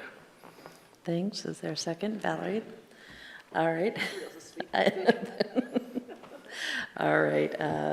Approving the consent agenda. Joel, how do you vote? Yes. Val? Yes. Kurt? Yes. DJ? Yes. Rob? Yes. Rick? Yes. Brian? Yes. All right. Thank you. That passed 7-0. Next up, we need a motion to adjourn the city council meeting and convene the Urban Renewal Agency meeting. Valerie? I make a motion to end the meeting and enter into a Urban Renewal Agency meeting. Thank you. Second. Joel, thank you. All in favor of adjourning the regular business meeting, moving into urban renewal? Any opposed? All right. Welcome to the public hearing for the Urban Renewal Agency. If anybody needs a little pick-me-up, there's some Cokes in the freezer.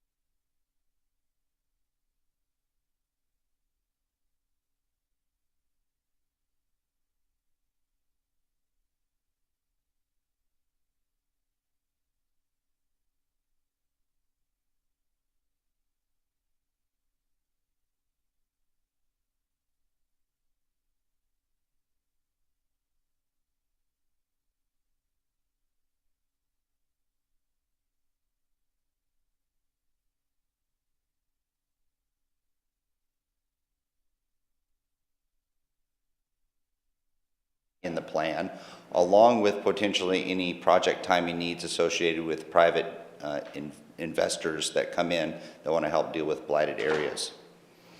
June 15th is the council and the board approved the budget, I'm sorry, and tonight you'd be adopting the budget. The Renewal Agency represents 18% of the city.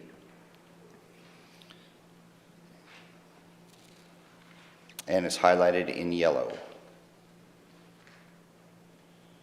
So here is the committee's approved fiscal year 23 budget.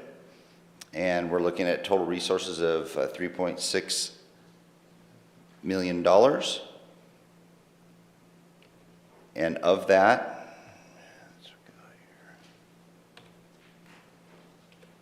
there we go.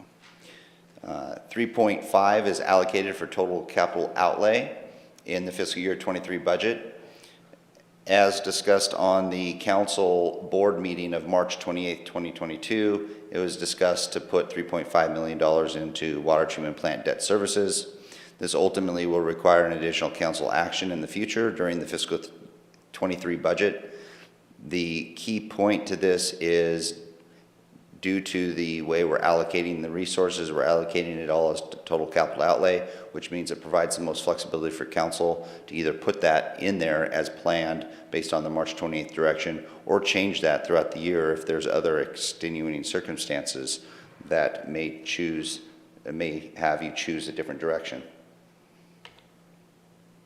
The Urban Renewal Agency can be a very effective tool for economic development, the removal of blight, creating economic opportunities, and bringing state revenue resources to City Grants Pass, accomplishing council's goals, and specifically with this plan, helping to pay the debt of the water and wastewater restoration plant.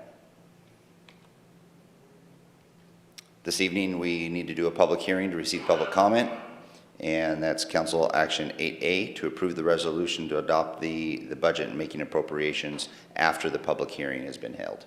So with that, I conclude the presentation.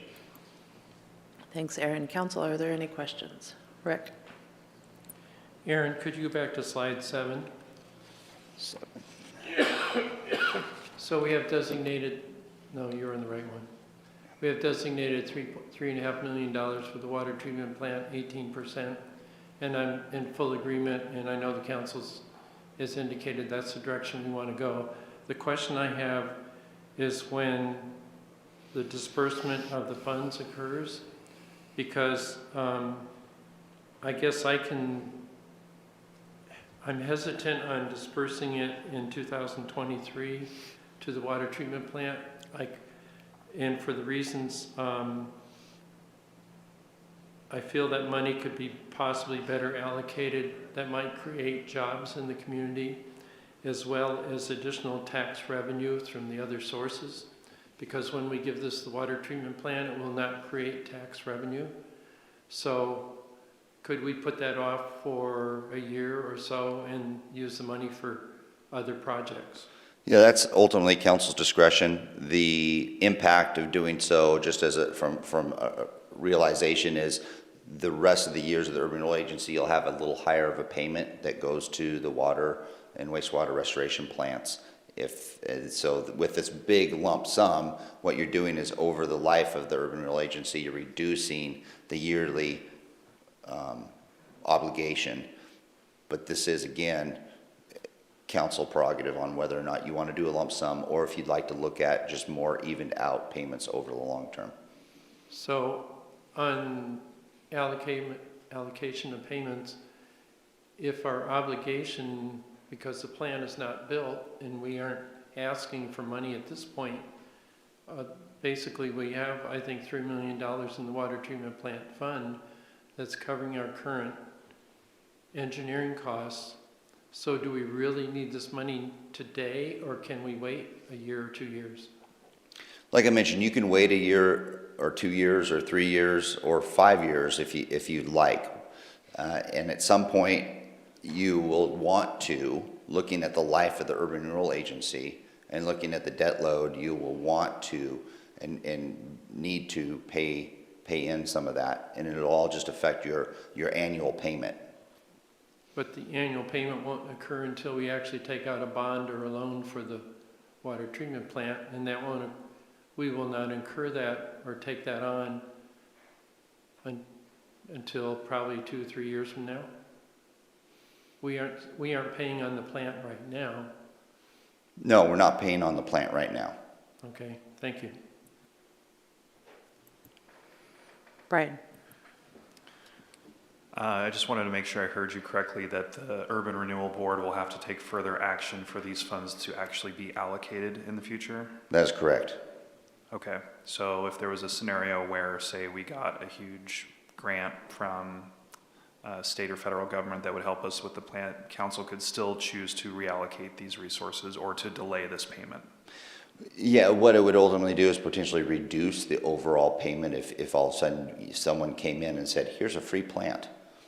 There'd still be some debt associated with the plant, but it would be up to council. It could be that within the first 3 months of fiscal year 23, there's a developer that comes in and wants to do some kind of major development that Urban Renewal could help incentivize. And you may want to utilize that. Or you may want to take a look at utilizing some of those dollars for the swimming pool now if it's needed from a time perspective. So there are a lot of options, but it does require council action in the fiscal year 23. The way the budget is set up, and I think this is the important piece, the way the budget is set up is right now is you have full appropriation for that $3.5 million based on what action you take in fiscal year 23. You provided direction in fiscal year 22 that it would go to the debt services, but it's not going to be allocated without further council action. Okay, so if council decides that not only do they not want to allocate it, they wanted to allocate it to something else, that could still happen even after this is approved? That is correct. Thank you. Other questions? All right. Thanks, Aaron. Thank you. It's a public hearing. Is there anyone from the public who wanted to comment on this issue? All right.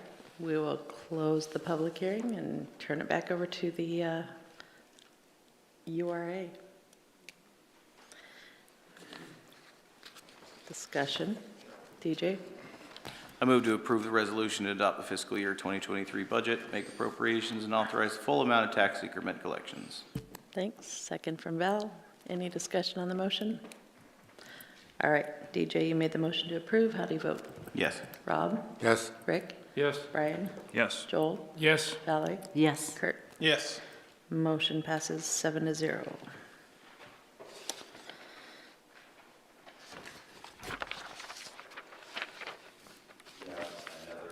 You have another council action item, which is 9A, approving a resolution authorizing the Josephine County Treasurers to include Grants Pass Urban Renewal Agency property tax receipts in their investment program, and a motion is in front of you.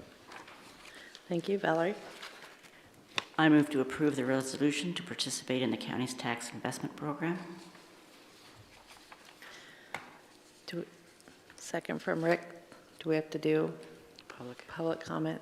There's nobody here to comment. Okay, we have the motion to approve. Yes. Is there any discussion? All right, Valerie, how do you vote? Yes. Kurt? Yes. DJ? Yes. Rob? Yes. Rick? Yes. Brian? Yes. Joel? Yes. Motion passes 7-0.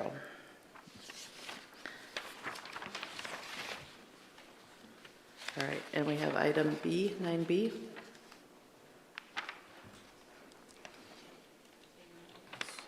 8B. You have one consent item.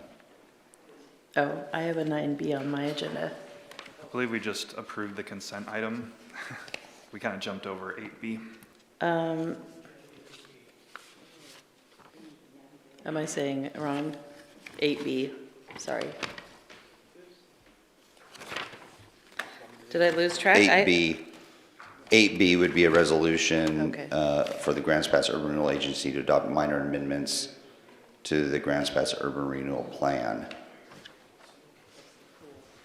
That's adding the pool to that would be adding the pool to the plan itself.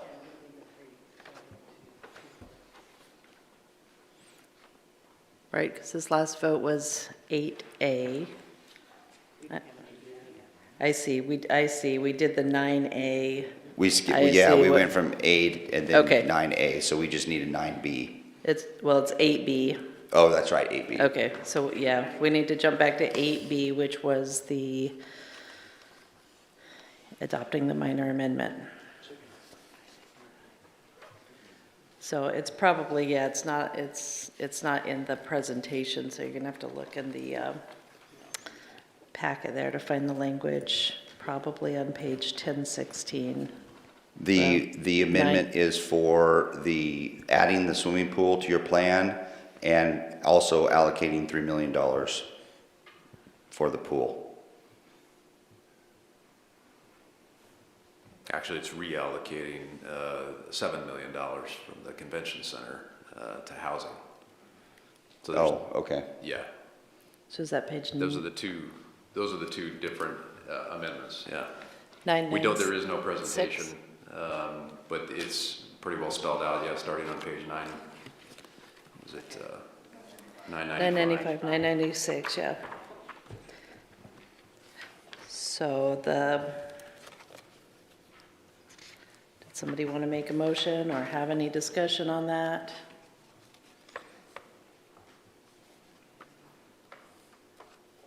Take a moment to find it.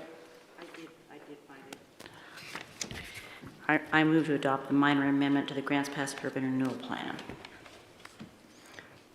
Thank you. Is there a second? I'll second that. Joel? All right. Any discussion on this? All right. Valerie, you made the motion. How do you vote? Yes. Kurt? Yes. BJ? Yes. Rob? Yes. Rick? Yes. Brian? Yes. Joel? Yes. All right, thanks. Sorry about the confusion there. We have made it through all of our Urban Renewal Agency business. So Brian? I move to adjourn the Urban Renewal Agency meeting and reconvene the City Council meeting. Thank you. Is there a second? Rick? All in favor? Any opposed? All right, welcome back, council. Matters from mayor, council, and staff. Do you have anything you wanted to bring up tonight? Getting tired. Okay, anything from, well, we have a committee motion. Let me dig that out real quick here.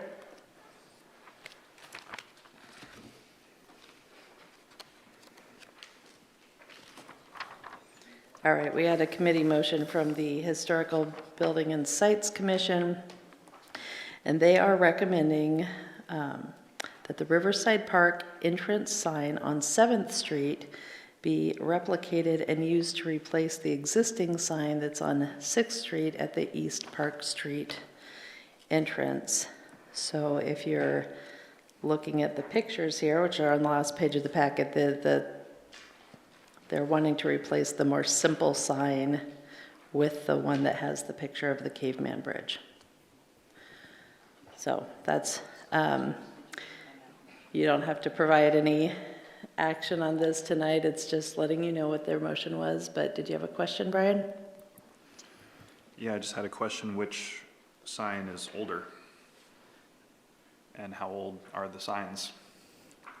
I'm just wondering if one is more historic than the other. I would assume. It's a good question. So the Historical Building and Sites Commission is actually recommending the reverse. Oh, I said it wrong. Yeah, they when this was added, when the park was added to the National Register about a year and a half ago, looking at historic images, they feel like the one on the left, the 6th Street sign, is more representative of the historic themes and patterns that they've seen in the parks over the years, and that the blue background with the bridge is less representative. And so they're recommending that the 7th Street sign be replaced with one that looks very similar to the 6th Street. In defense of my reading comprehension skills, that is not what it says in this motion. Oh, okay. Okay. Okay, so the one they're wanting is the one that's got the big white letters, Riverside Park, the little green tree. Sorry for the confusion. So anyway, we don't have to take action on that tonight, but it's just an FYI, Brian. Can we take action on it tonight? If you want to, I suppose you could. I would move to follow the HPSC motion to replicate the 6th Street sign, which is the brown sign with the white lettering for 7th Street. Second from Joel. Any discussion? DJ? Curious about cost implications, timelines, staff time, et cetera. I'm sorry.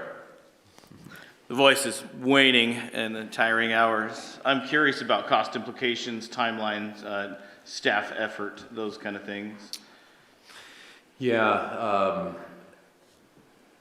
mean, the most of the time and energy would be, you know, on the sign designer and manufacturer. So that's where the majority of the cost is going to be, not so much on staff. And you know, we have not reached out to a sign manufacturer yet because we weren't sure if council really wanted to support this. But if you proceed with the motion tonight, then we would, you know, get those bids and go out and try to get you a better number to see what it would take to replace it. At this point, you know, of course, HPSC doesn't have any designated funds, so you know, it would either most other signs in the parks come out of Parks budget. Yeah, this could potentially come out of the Parks maintenance budget. Again, this is an HBSC motion. I don't know if you want to have this forwarded to Parks for their recommendation also, but it would be under the dollar amount where if council does want us to move forward with it, you could just tell us to move forward with it. We can find the money to do so. It's within our spending authority. Okay, so the motion was to... Okay, go ahead. Okay. Did you have a question, or? Okay, I was just going to repeat. The motion was to replace the sign at this point without further investigation, I guess. Valerie? Yeah, I personally would like to have it go to the Park Committee.